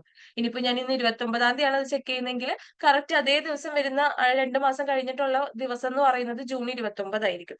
അപ്പൊ അങ്ങനെ ഈ ഡേറ്റ് എന്ന് പറയുമ്പോൾ നമ്മൾ ഇന്നത്തെ ഡേറ്റ് നോക്കുന്നു, അല്ലെങ്കിൽ ഇന്നത്തെ ഡേറ്റ് അല്ല ഏതെങ്കിലും ഒരു ഡേറ്റ് നോക്കുന്നു. ആ ഡേറ്റ് മുതൽ കറക്റ്റ് ഇത്ര മാസം കഴിയുമ്പോൾ വരുന്ന ഡേറ്റ് ഏതാണ്, അതിനോട് കറസ്പോണ്ടിങ് ആയിട്ട് വരുന്ന ഡേറ്റ് ഏതാണ് എന്നുള്ളതാണ് ഈ ഡേറ്റ് നമുക്ക് റിട്ടേൺ ചെയ്യുന്നത്. ഈ ഓ മന്ത് എന്ന് പറയുമ്പോൾ ആ ഒരു മന്തിന്റെ എൻഡ് ആ പറയുന്നത്. ഈ ഡേറ്റ് എന്ന് പറയുമ്പോൾ കറക്റ്റ് എക്സാക്ട് ഡേറ്റ് ആണ് നമുക്ക് അവിടെ പറയുന്നത്. ഇപ്പൊ ഈ ഒരു കറസ്പോണ്ടിങ് ഇപ്പൊ ഞാൻ ഇന്ന് 22/2/2021 കൊടുത്തു. എന്നിട്ട് അത് കഴിഞ്ഞിട്ട് കറക്റ്റ് 1 മാസം കഴിയുമ്പോൾ ഉള്ള ഡേറ്റ് എത്രയാന്ന് വെച്ചാൽ എന്ത് കിട്ടും, 22/3/2021 അല്ലെ. കറക്റ്റ് ആ ഡേറ്റിനോട് സിമിലർ ആയിട്ട് വരുന്ന ഡേറ്റ് അതാണ് നമുക്ക് അവിടെ കിട്ടുന്നത്. ഇവിടെ ജൂൺ 28 ഞാൻ കൊടുത്തിട്ടുണ്ടായിരുന്നത് ഏപ്രിൽ 28 ആണ്. നമുക്ക് ഈ ഡേറ്റ് പ്രകാരം കിട്ടുന്നത് ജൂൺ 28 കറക്റ്റ് ആണ്. ഓക്കെ, ദെൻ നെക്സ്റ്റ് വന്നിട്ട് ടുഡേ ഞാൻ പറഞ്ഞു. നിങ്ങൾ ആദ്യം ഇത് രണ്ടും ചെയ്യുന്നിട്ട് ബാക്കി പറയാം.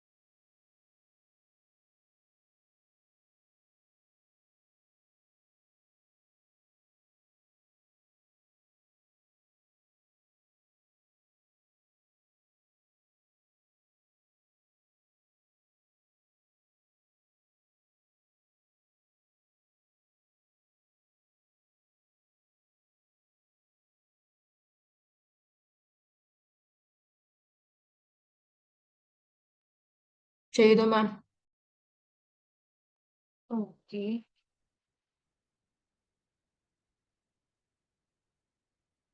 ദെൻ നെക്സ്റ്റ് നെറ്റ്വർക്ക് ഡേയ്സ് എന്ന് പറയുന്ന ഒരു ഡേറ്റ് ഫംഗ്ഷൻ ആണ് നോക്കേണ്ടത്. Network days.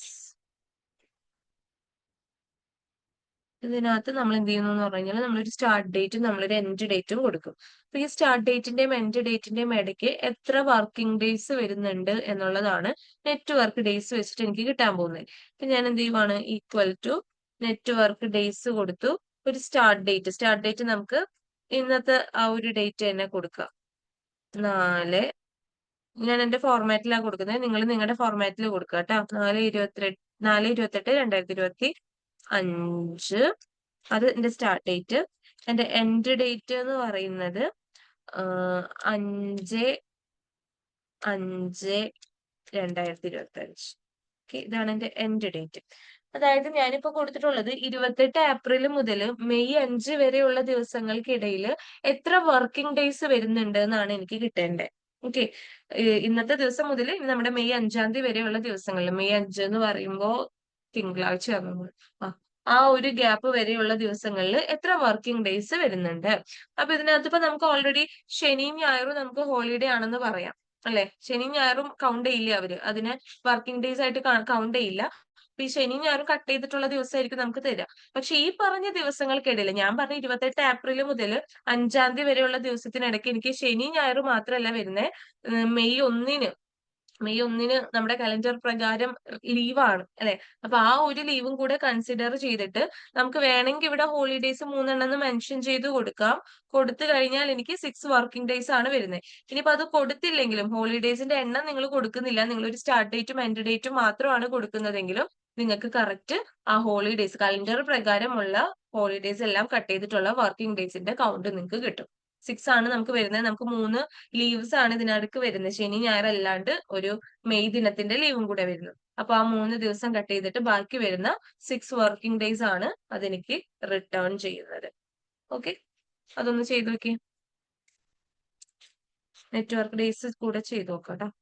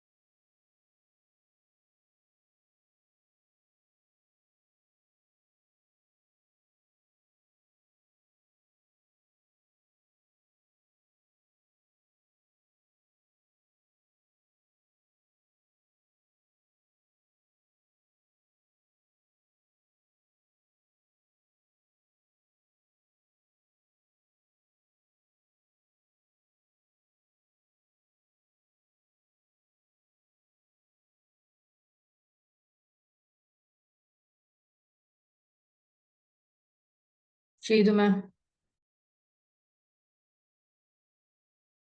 ഓക്കെ, നെക്സ്റ്റ് നമുക്ക് ടൈം ഫങ്ഷൻസ്. ഇപ്പൊ ഇത് ഞാൻ ഇത്ര നേരം പറഞ്ഞിട്ടുള്ളത് ഡേറ്റ് ഫങ്ഷൻസ് ആണ്. ഇനി ടൈം ഫങ്ഷൻസിൽ നോക്കുകയാണെന്നുണ്ടെങ്കിൽ, ഒന്ന് നമുക്ക് നേരത്തെ ഇവിടെ ഡേറ്റ് എന്ന് പറഞ്ഞ് കണ്ട പോലെ തന്നെ ഇവിടെ നമുക്ക് ടൈം എന്ന് പറയുന്ന ഒരു ഫങ്ഷൻ ഉണ്ട്. ഓക്കെ, ടൈം എന്ന് പറയുമ്പോൾ ഈക്വൽ ടു ടൈം കൊടുക്കുന്നു. നമ്മൾ നേരത്തെ എന്താ ഇയർ മന്ത് ഡേറ്റ് പാസ് ചെയ്തു, ഇനി നമ്മൾ അവർ മിനിറ്റ് സെക്കൻഡ് ആണ് കൊടുക്കുന്നത്. ഞാൻ 6 അവർ 25 മിനിറ്റ് 3 സെക്കൻഡ് ആണ് കൊടുക്കുന്നതെങ്കിൽ അതെനിക്ക് എന്ത് കിട്ടും, 6:25 AM എന്നാണ് കിട്ടുന്നത്. ഓക്കെ, 6 അവർ 25 മിനിറ്റ് 3 സെക്കൻഡ് എന്നുള്ളത് കൊടുത്തപ്പോൾ എനിക്ക് എന്ത് കിട്ടി, 6:25 AM എന്നുള്ളതാണ് കിട്ടുന്നത്. നമുക്ക് ഇതിനെ PM ആണ് ആക്കേണ്ടതെങ്കിൽ, ഇപ്പൊ എനിക്ക് 6:25 PM ആണ് വേണ്ടതെന്ന് വിചാരിക്കാം. ഓക്കെ, PM ആണ് നിങ്ങൾക്ക് വേണ്ടതെങ്കിൽ ഇതിനെ നമ്മൾ നമ്മുടെ 24 അവർ ഫോർമാറ്റ് ഉണ്ടല്ലോ, ക്ലോക്കിന്റെ 24 അവർ, ആ ഒരു രീതിക്ക് റെപ്രസെന്റ് ചെയ്ത് കൊടുത്തു കഴിഞ്ഞാൽ നിങ്ങൾക്ക് PM ആയിട്ട് കിട്ടും.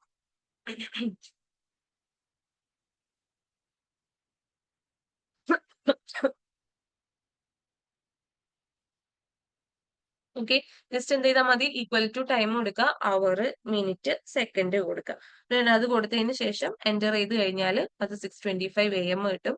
ഇനി ഇതിനെ PM ആക്കണമെങ്കിൽ 24 hour ഫോർമാറ്റിനകത്ത് ഈക്വൽ ടു ടൈം കൊടുത്തിട്ട് ഇപ്പൊ എനിക്ക് വേണ്ടത് 6 എന്ന് പറയുമ്പോൾ എത്രയാണ് കറസ്പോണ്ടിങ് വാല്യൂ എത്രയാണെന്ന് നോക്കുക. ആ വാല്യൂവിനെ അവർ ആയിട്ട് കൊടുക്കുക. ദെൻ ഒരു മിനിറ്റ് നിങ്ങൾ പാസ് ചെയ്ത് കൊടുക്കുക, ഒരു സെക്കൻഡ് നിങ്ങൾ പാസ് ചെയ്ത് കൊടുക്കുക. അത് കൊടുക്കുമ്പോൾ അത് PM ആയിട്ട് കിട്ടും. അതൊന്ന് ചെക്ക് ചെയ്ത് നോക്കി.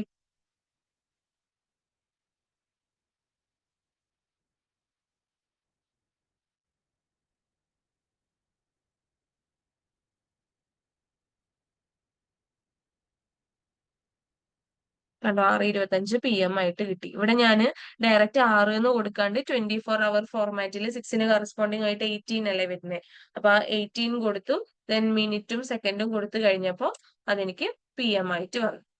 ഓക്കെ, അങ്ങനെ AM ഉം PM ഉം നമുക്കിവിടെ ജനറേറ്റ് ചെയ്യാം.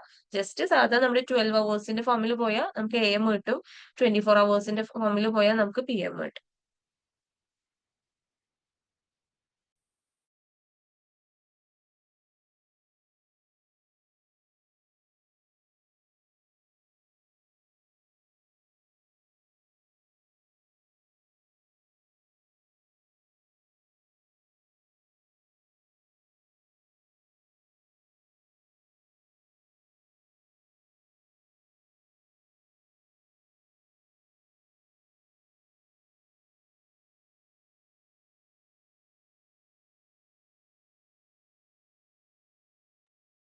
ചെയ്തു മാം.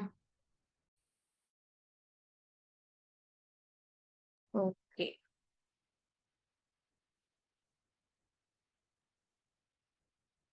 നമുക്കിവിടെ ടുഡേ പോലെ തന്നെയുള്ള ഒരു ഫംഗ്ഷൻ ആണ് നൗ എന്ന് പറയുന്നത്. ജസ്റ്റ് എന്ത് ചെയ്താൽ മതി, ഈക്വൽ ടു നൗ കൊടുക്കുക, ബ്രാക്കറ്റ് ഓപ്പൺ ക്ലോസ് ചെയ്യുക, എന്റർ ചെയ്യുക. അപ്പൊ നമുക്ക് ഇന്നത്തെ ഡേറ്റ് വിത്ത് ടൈം അടക്കം നമുക്ക് കിട്ടും. ഇതും 24 ഹവറിന്റെ ആ ഒരു ഫോർമാറ്റിലായിരിക്കും ടൈം വരുന്നുണ്ടാവുക. ഡേറ്റ് വിത്ത് ടൈം ആയിട്ടായിരിക്കും കിട്ടുക. നവ് കൊടുത്തു കഴിഞ്ഞാൽ കേട്ടോ, ഈക്വൽ ടു നവ് എന്ന് കൊടുത്തിട്ട് ഓപ്പൺ ക്ലോസ് ബ്രാക്കറ്റ് കൊടുക്കണം. അപ്പോൾ ആ പറയുന്ന current date with current time നമുക്ക് കിട്ടും. ദെൻ ഡേറ്റ് ആൻഡ് ടൈമിനകത്ത് നെക്സ്റ്റ് വരുന്നത് അവർ, മിനിറ്റ്, സെക്കൻഡ് എന്ന് പറയുന്ന ഫംഗ്ഷൻ ആണ്. അവർ, ദെൻ മിനിറ്റ് വരുന്നുണ്ട്, സെക്കൻഡ് വരുന്നുണ്ട്. ഓക്കെ, ഇപ്പൊ എന്റെ കയ്യിൽ ഒരു ടൈം ഉണ്ട്. ആ ടൈമിൽ നിന്ന് നമുക്ക് അവറിന്, ഇപ്പൊ ഇവിടെ മന്ത്, ഇയർ, ഡേറ്റ് പറയുന്നുണ്ടല്ലോ, അല്ല ഡേ പറയുന്നുണ്ടല്ലോ, അതേപോലെ ഒരു ടൈമിന്റെ റെഫറൻസ് പാസ് ചെയ്യുക. അപ്പൊ അതിന്റെ അകത്ത് നിന്ന് അവറിനെ എക്സ്ട്രാക്ട് ചെയ്ത് തരുന്നതാണ് അവർ എന്ന് പറയുന്നത്. ഇനി കൊടുക്കുന്ന ആ ഒരു ടൈമിന്റെ അകത്ത് നിന്ന് മിനിറ്റിനെ എക്സ്ട്രാക്ട് ചെയ്ത് തരുന്നതാണ് മിനിറ്റ് എന്ന് പറയുന്ന ഫംഗ്ഷൻ. ഇപ്പൊ ഇതിനകത്ത് നിന്ന് മിനിറ്റ് വേണമെന്നുണ്ടെങ്കിൽ മിനിറ്റിനെ എക്സ്ട്രാക്ട് ചെയ്യുന്നതാണ് മിനിറ്റ്. സെക്കൻഡ് ആണ് വേണ്ടതെങ്കിൽ ഈക്വൽ ടു സെക്കൻഡ് കൊടുത്തതിന് ശേഷം ടൈം കൊടുക്കുക. അപ്പൊ ഞാൻ അതിനകത്ത് എന്താണോ സെക്കൻഡ് കൊടുത്തിട്ടുള്ളത് ആ സെക്കൻഡ് എനിക്ക് എക്സ്ട്രാക്ട് ചെയ്ത് കിട്ടും. അതാണ് അവർ, മിനിറ്റ്, സെക്കൻഡ് എന്ന് പറയുന്നത്.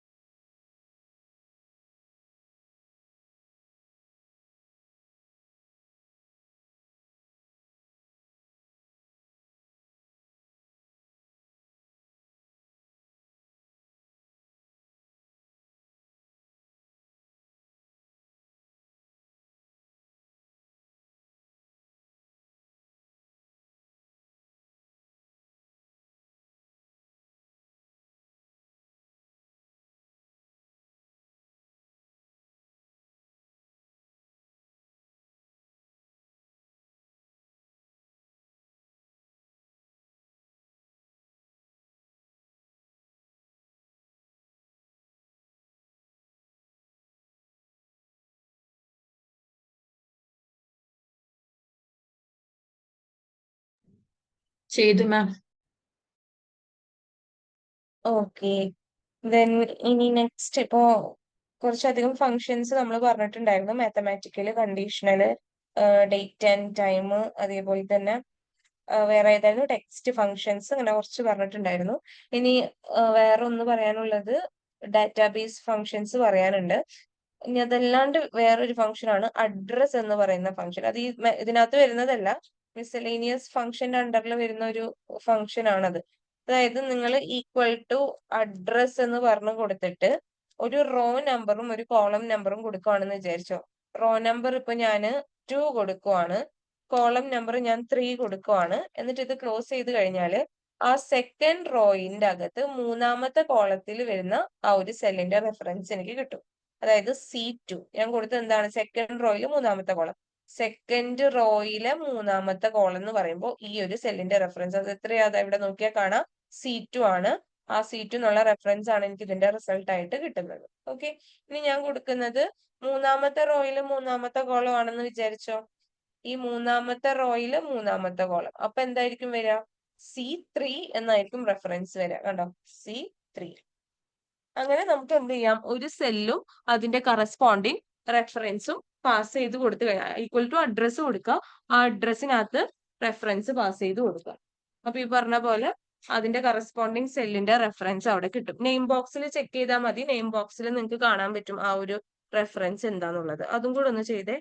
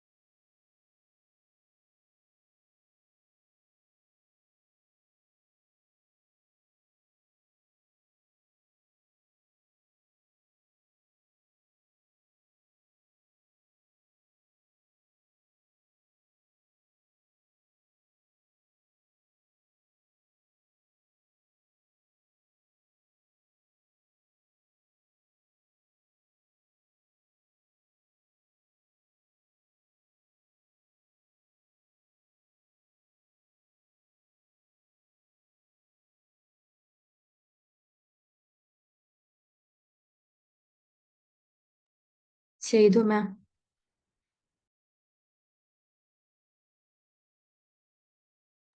ഓക്കെ, കംപ്ലീറ്റ് ആയാലും ഇനി ഡാറ്റാബേസ് ഫങ്ഷൻസ് കൂടി ഉണ്ട്.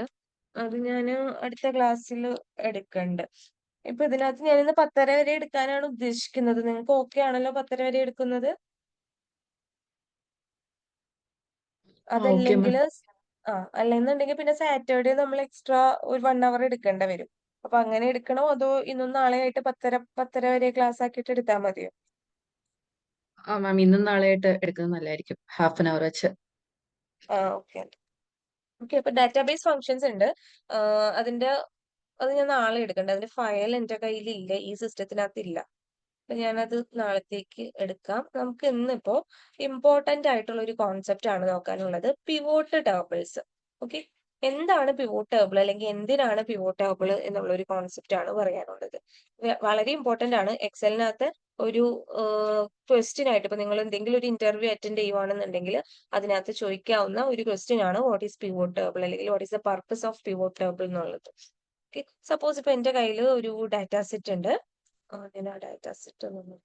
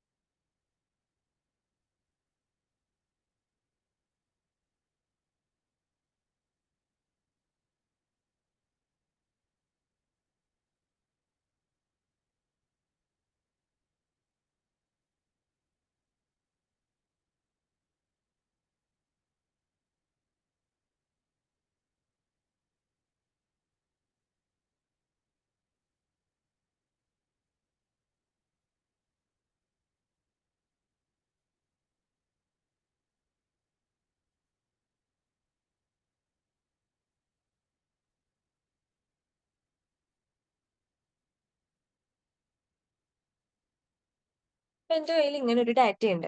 ഓക്കെ. ഈ ഡാറ്റ കിട്ടിയിട്ട് നമ്മളോട് പറയുവാണ്, ഈ ഡാറ്റ അനലൈസ് ചെയ്തിട്ട് നിങ്ങൾക്ക് മനസ്സിലായ കാര്യം എന്താണോ അത് പ്രസന്റ് ചെയ്യാൻ പറയുവാണ്. ഓക്കെ. നമ്മളിപ്പോ മെയിൻ ആയിട്ട് ഇപ്പൊ ബിസിനസ് അനലിസ്റ്റ് ആണെങ്കിലും ഡാറ്റ അനലിസ്റ്റ് ആണെങ്കിലും ഒക്കെ മെയിൻ ആയിട്ട് ചെയ്യുന്ന ഒരു കാര്യമാണ് ഡാറ്റ അനലൈസ് ചെയ്തിട്ട് അതിന്റെ അകത്തുനിന്ന് ഇൻസൈറ്റ്സുകൾ അല്ലെങ്കിൽ റിപ്പോർട്ട്സുകൾ ജനറേറ്റ് ചെയ്യുക എന്ന് പറയുന്നത്. ഒരു എക്സാമ്പിൾ പറയുവാണെങ്കിൽ നിങ്ങളുടെ അടുത്ത് ഇപ്പോ ഒരു സൂപ്പർ മാർക്കറ്റോ അല്ലെങ്കിൽ ഒരു മാളോ എന്തോ ആയിക്കോട്ടെ. ഇപ്പൊ നമുക്ക് ആമസോൺ എടുക്കാം. ആമസോണിന്റെ ഒരു 2 വർഷത്തെ സെയിൽ തന്നിട്ട് നിങ്ങളിപ്പോ ഒരു ബിസിനസ് അനലിസ്റ്റ് ആണ് ആമസോൺ കമ്പനിയുടെ. അപ്പൊ നിങ്ങൾക്ക് അവിടുത്തെ 2 വർഷത്തെ ഡാറ്റ തന്നിട്ട് നിങ്ങളോട് പറയുവാണ്, ഇതിൽ ഏത് വർഷമാണ് നിങ്ങൾക്ക് പ്രോഫിറ്റ് വന്നിട്ടുള്ളത്? ഏറ്റവും കൂടുതൽ വന്നിട്ടുള്ളത്? ഏത് വർഷമാണ് ഏറ്റവും കൂടുതൽ പ്രോഫിറ്റ് വന്നിട്ടുള്ളത്? ഏത് പ്രൊഡക്റ്റ് ആണ് അവർക്ക് ഏറ്റവും കൂടുതൽ സെയിൽ ആയിട്ടുള്ളത്? ഏത് ഏജ് ഗ്യാപ്പിലുള്ള കസ്റ്റമേഴ്സ് ആണ് അവർക്ക് ഏറ്റവും കൂടുതൽ വരുന്നത്? ഇങ്ങനെയുള്ള പല കാര്യങ്ങളും നിങ്ങളോട് ആ ഡാറ്റയിൽ നിന്ന് കണ്ടുപിടിച്ചിട്ട് പറഞ്ഞു തരാൻ പറയുവാണ്. ഓക്കെ. ഇനി ഇതല്ല, ഇതിലപ്പുറം നിങ്ങൾക്ക് ആ ഡാറ്റ പരിശോധിക്കുമ്പോൾ എന്തൊക്കെയാണോ കിട്ടുന്നത്, ആ കിട്ടുന്ന കാര്യങ്ങളെല്ലാം നിങ്ങളോട് പ്രസന്റ് ചെയ്യാൻ പറയുവാണ്. അതാണ് മെയിൻ ആയിട്ട് ഒരു ബിസിനസ് അനലിസ്റ്റ് ഒക്കെ ചെയ്യുന്ന പണി. നമ്മൾ ഡാറ്റ അനലൈസ് ചെയ്യുന്നു. അപ്പൊ നമുക്ക് മനസ്സിലായി 2024 അപേക്ഷിച്ച് 2025 സെയിൽസ് വളരെ കുറവായിട്ടാ പോകുന്നത്. അപ്പൊ അത് കുറവാണെങ്കിൽ അതിനെ ഇംപ്രൂവ് ചെയ്യാൻ എന്തൊക്കെ ഇനി ചെയ്യണം എന്നുള്ള സജഷൻസ് ഒക്കെയാണ് നമ്മൾ പറഞ്ഞു കൊടുക്കുന്നത്. അതാണ് നമ്മുടെ പണി. അപ്പൊ ഇത് ചെയ്യണം എന്നുണ്ടെന്നുണ്ടെങ്കിൽ നമുക്ക് ഒറ്റയടിക്ക് ഈ ഒരു ഡാറ്റ ഇങ്ങനെ നോക്കി നോക്കി മനസ്സിലാക്കല് ബുദ്ധിമുട്ടാണ്. ഇതിപ്പോ ഒരു ഡാറ്റയാണല്ലേ. ഇതിനകത്തിപ്പോ invoice date, month, year, invoice number, salesman, sales ആണ്. അങ്ങനെ കുറേ കാര്യങ്ങളുണ്ട്. Ship name, sub category, product name, then main ആയിട്ട് അവരുടെ റവന്യൂ, എത്ര ക്വാണ്ടിറ്റി അവര് സെയിൽ ചെയ്തിട്ടുണ്ട്, യൂണിറ്റ് പ്രൈസ്, ഏത് പേയ്മെന്റ് മെത്തേഡ് ആണ് അവർ യൂസ് ചെയ്തിട്ടുള്ളത്, ഇങ്ങനെയുള്ള പല ഡീറ്റെയിൽസും ഇതിനകത്തുണ്ട്. അപ്പൊ ഇതിങ്ങനെ വൺ ബൈ വൺ ഇങ്ങനെ താഴത്തോട്ടേക്ക് നോക്കി മനസ്സിലാക്കല് ബുദ്ധിമുട്ടാണ്. അപ്പൊ നമ്മൾ എന്താ ചെയ്യാൻ പോകുന്നതെന്ന് വെച്ച് കഴിഞ്ഞാൽ ഒരു ഡാറ്റ അനലിസ്റ്റ് ആണെങ്കിലും ഒരു ബിസിനസ് അനലിസ്റ്റ് ആണെങ്കിലും നമ്മൾ ചെയ്യാൻ പോകുന്നത് ഈ ഡാറ്റനെ നമ്മൾ പിക്ചോറിക്കലി റെപ്രസെന്റ് ചെയ്യാൻ പോവാണ്. ഈ ഡാറ്റനെ പിക്ചോറിക്കലി റെപ്രസെന്റ് ചെയ്ത് കഴിയുമ്പോൾ ഇതിനെ നമുക്ക് ഇങ്ങനെ വൺ ബൈ വൺ നോക്കി മനസ്സിലാക്കുന്നതിനേക്കാളും ബെറ്റർ ആയിട്ട് ആ പിക്ചർ കണ്ടാൽ മനസ്സിലാക്കാൻ പറ്റും. നിങ്ങൾക്ക് ആലോചിച്ചാൽ തന്നെ അറിയാൻ പറ്റും. അതായത് ഒരു കഥാപുസ്തകം അല്ലെങ്കിൽ ഒരു നോവല് നിങ്ങൾ ഇങ്ങനെ വായിച്ച് വായിച്ച് വായിച്ച് അതിന്റെ ക്ലൈമാക്സിലോട്ട് എത്തുന്നതിനേലും ബെറ്റർ ആയിട്ട് അതേ സാധനത്തിന്റെ ഒരു പിക്ചോറിയൽ റെപ്രസെന്റേഷൻ ഉണ്ടെങ്കിൽ നിങ്ങൾക്ക് ഒറ്റയടിക്ക് കണ്ടാൽ അത് കത്തും. അല്ലെ, ഇപ്പൊ നമ്മുടെ പണ്ടത്തെ കളിക്കുടുക്കൊക്കെ ആണെങ്കിൽ തന്നെ കഥ വായിച്ചെത്തുന്നതിനേലും ബെറ്റർ ആയിട്ട് നിങ്ങൾക്ക് ആ ഒരു ഈ പിക്ചർ കണ്ടാൽ അതിന്റെ ബിഹൈൻഡിലുള്ള ഇമേജ് എന്താന്ന് പറയാൻ പറ്റും അല്ലെ. അതുപോലെ തന്നെ ഈ ഡാറ്റ ഇങ്ങനെ വൺ ബൈ വൺ വായിക്കുന്നതിനേക്കാൾ ഫാർ ബെറ്റർ ആയിട്ട് നമുക്ക് ഇതിനെ പിക്ചറൈസ് ചെയ്ത് കഴിഞ്ഞു കഴിഞ്ഞാൽ അത് നോക്കിയാൽ മനസ്സിലാക്കാൻ പറ്റും. അതുകൊണ്ടാണ് നമ്മൾ ഇവരെ എന്ത് ചെയ്യുന്നത്, പിക്ചറൈസ് ചെയ്യുന്നത്. ഈ പിക്ചറൈസ് ചെയ്യാൻ വേണ്ടിയിട്ട് യൂസ് ചെയ്യുന്ന ടൂൾസ് ആണ് ഒന്ന് എക്സൽ. ഞാൻ സ്റ്റാർട്ടിങ്ങിലേ പറഞ്ഞു, എക്സലിനകത്ത് ബിസിനസ് ആപ്ലിക്കേഷൻ, അതായത് ഓഫീസ് യൂസ് ആപ്ലിക്കേഷൻ ആണ്. അതല്ലാണ്ട് അതൊരു എന്താണ്, ഡാറ്റ വിഷ്വലൈസേഷൻ ടൂൾ കൂടിയാണ്. Data visualisation obviously office related ആയിട്ടുള്ള ഒരു കാര്യം തന്നെയാണ്. പക്ഷെ ഇത് ഡാറ്റ വിഷ്വലൈസേഷന് കൂടെ യൂസ് ചെയ്യും എന്ന് പറഞ്ഞിട്ടുണ്ടായിരുന്നു. അതായത് ഈ പിക്ചോറിക്കലി ഡാറ്റനെ കൺവേർട്ട് ചെയ്യാനായിട്ട് എക്സലിന് സാധിക്കും. അതേപോലെ സാധിക്കുന്ന ആളുകളാണ് ഒന്ന് പവർ ബി ഐ. നമ്മൾ വരും ക്ലാസ്സുകളിൽ പഠിക്കാൻ പോകുന്നത്, എക്സൽ കഴിഞ്ഞിട്ട് നമ്മൾ പഠിക്കാൻ പോകുന്ന ഒന്നാണ് പവർ ബി ഐ. അത് പക്കാ ഡാറ്റ വിഷ്വലൈസേഷൻ മാത്രമാണ് അതിന്റെ അകത്ത് വരുന്നത്. ദെൻ അതല്ലാണ്ട് നമുക്ക് വിഷ്വലൈസേഷന് വേണ്ടിയിട്ട് യൂസ് ചെയ്യാവുന്ന വേറൊരു ടൂളാണ് ടാബ്ലൂ എന്ന് പറയുന്നത്. എല്ലാ കമ്പനീസും ഒന്നും പവർ ബി ഐയും ടാബ്ലും എക്സലും സപ്പോർട്ട് ചെയ്യുന്നതല്ല. അതായത് മൂന്നും യൂസ് ചെയ്യാൻ എല്ലാ കമ്പനീസും പറഞ്ഞെന്ന് വരില്ല. ചിലർ പവർ ബി ഐ മാത്രമായിരിക്കും കോൺസെൻട്രേറ്റ് ചെയ്യുന്നത്, ചിലർ എക്സൽ മാത്രമായിരിക്കും കോൺസെൻട്രേറ്റ് ചെയ്യുന്നത്. അത് ഓരോ കമ്പനീനെ ഡിപ്പെൻഡ്സ് ചെയ്തിട്ടായിരിക്കും ഇരിക്കുന്നത്. ഇപ്പൊ ബേസിക്കലി ഇവരെല്ലാവരും ചെയ്യുന്നത് ഡാറ്റ വിഷ്വലൈസേഷൻ ആണ്. നമ്മുടെ എക്സലിന്റെ കേസ് പറയാനാണെങ്കിൽ ഞാൻ പറഞ്ഞു വന്നത് പിവോട്ട് ടേബിൾസിനെ കുറിച്ചാണ്. ഈ ഒരു വിഷ്വലൈസേഷൻ നമുക്ക് ജനറേറ്റ് ചെയ്യണമെങ്കിൽ, എക്സൽ വെച്ചിട്ട് നമുക്ക് ജനറേറ്റ് ചെയ്യണമെങ്കിൽ പിവോട്ട് ടേബിൾസിന്റെ ആവശ്യം ഉണ്ട്. ബേസിക്കലി പിവോട്ട് ടേബിൾസ് ചെയ്യുന്നത് ഡാറ്റനെ സമ്മറൈസ് ചെയ്യുക എന്നുള്ള ഒരു പ്രോസസ് ആണ്. അതായത് ഇപ്പൊ എനിക്ക് ഇതിന്റെ ഒരു സമ്മറി വേണം. എന്റെ സമ്മറി എന്ന് പറയുന്നത് ഞാൻ ഉദ്ദേശിക്കുന്നത് ഏത് സെഗ്മെന്റിനാണ് ഏറ്റവും കൂടുതൽ റവന്യൂ വന്നിട്ടുള്ളതെന്നാണ് എനിക്ക് കണ്ടുപിടിക്കേണ്ടത്. അപ്പൊ അത് ഈ ഒരു ഡാറ്റയുടെ ഒരു സമ്മറി ആണല്ലോ. സെഗ്മെന്റ്, ഏത് സെഗ്മെന്റ് ആണ് ഏറ്റവും കൂടുതൽ റവന്യൂ വന്നിട്ടുള്ളത്. അപ്പൊ ഞാൻ എന്ത് ചെയ്യുന്നു, സെഗ്മെന്റ് വൈസ് റവന്യൂ അനലൈസ് ചെയ്യുന്നു. അപ്പൊ എനിക്ക് എന്റയർ ഡാറ്റയിൽ നിന്ന് ആ ഒരു പെർട്ടിക്കുലർ സാധനങ്ങളെ മാത്രം എടുത്തിട്ട് അനലൈസ് ചെയ്യാൻ വേണ്ടിയിട്ടാണ് പിവോട്ട് ടേബിൾസ് യൂസ് ചെയ്യുന്നത്. ഓക്കെ. അതായത് മൊത്തം എന്റയർ ഡാറ്റനെ നമുക്ക് എന്ത് ചെയ്യണം, സമ്മറൈസ് ചെയ്യണം. സമ്മറൈസ് ചെയ്യാൻ വേണ്ടിയിട്ട് നമുക്ക് പിവോട്ട് ടേബിൾസ് യൂസ് ചെയ്യാം. പിവോട്ട് ടേബിൾസ് വെച്ചിട്ട് ഞാൻ ആദ്യം സെഗ്മെന്റ് വൈസ് റവന്യൂ നോക്കുന്നു. പിന്നെ ഇവിടെ നമ്മുടെ വേറൊരു സംഭവം ഉണ്ടായിരുന്നു, പേയ്മെന്റ് മെത്തേഡ്. ഏത് പേയ്മെന്റ് മെത്തേഡ് ആണ് ഏറ്റവും കൂടുതൽ യൂസ് ചെയ്തിട്ടുള്ളത്. അപ്പൊ എനിക്ക് അതിന്റെ ഒരു അനാലിസിസ് നടത്തണം. അപ്പൊ അതിന് വേണ്ടിയിട്ട് ഞാൻ അടുത്തൊരു പിവോട്ട് ടേബിൾ ക്രിയേറ്റ് ചെയ്തിട്ട് ഏത് പേയ്മെന്റ് മെത്തേഡ് ആണ് ഏറ്റവും കൂടുതൽ റവന്യൂ നടത്തിയിട്ടുള്ളത് എന്ന് ചെക്ക് ചെയ്യുന്നു.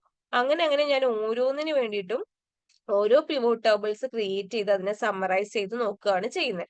അപ്പൊ എനിക്ക് മനസ്സിലാകും ഏത് ഇതാണ് ഏറ്റവും കൂടുതൽ പോയിട്ടുള്ളത്, ഏത് ഐറ്റം ആണ് ഏറ്റവും കൂടുതൽ പോയിട്ടുള്ളത്, ഏത് പേയ്മെന്റ് മെത്തേഡ് ആണ് ഏറ്റവും കൂടുതൽ കസ്റ്റമേഴ്സ് യൂസ് ചെയ്തിട്ടുള്ളത്. ഇങ്ങനെയുള്ള പല കാര്യങ്ങളും പിവോട്ട് ടേബിൾസ് വെച്ചിട്ട് എനിക്ക് കിട്ടും.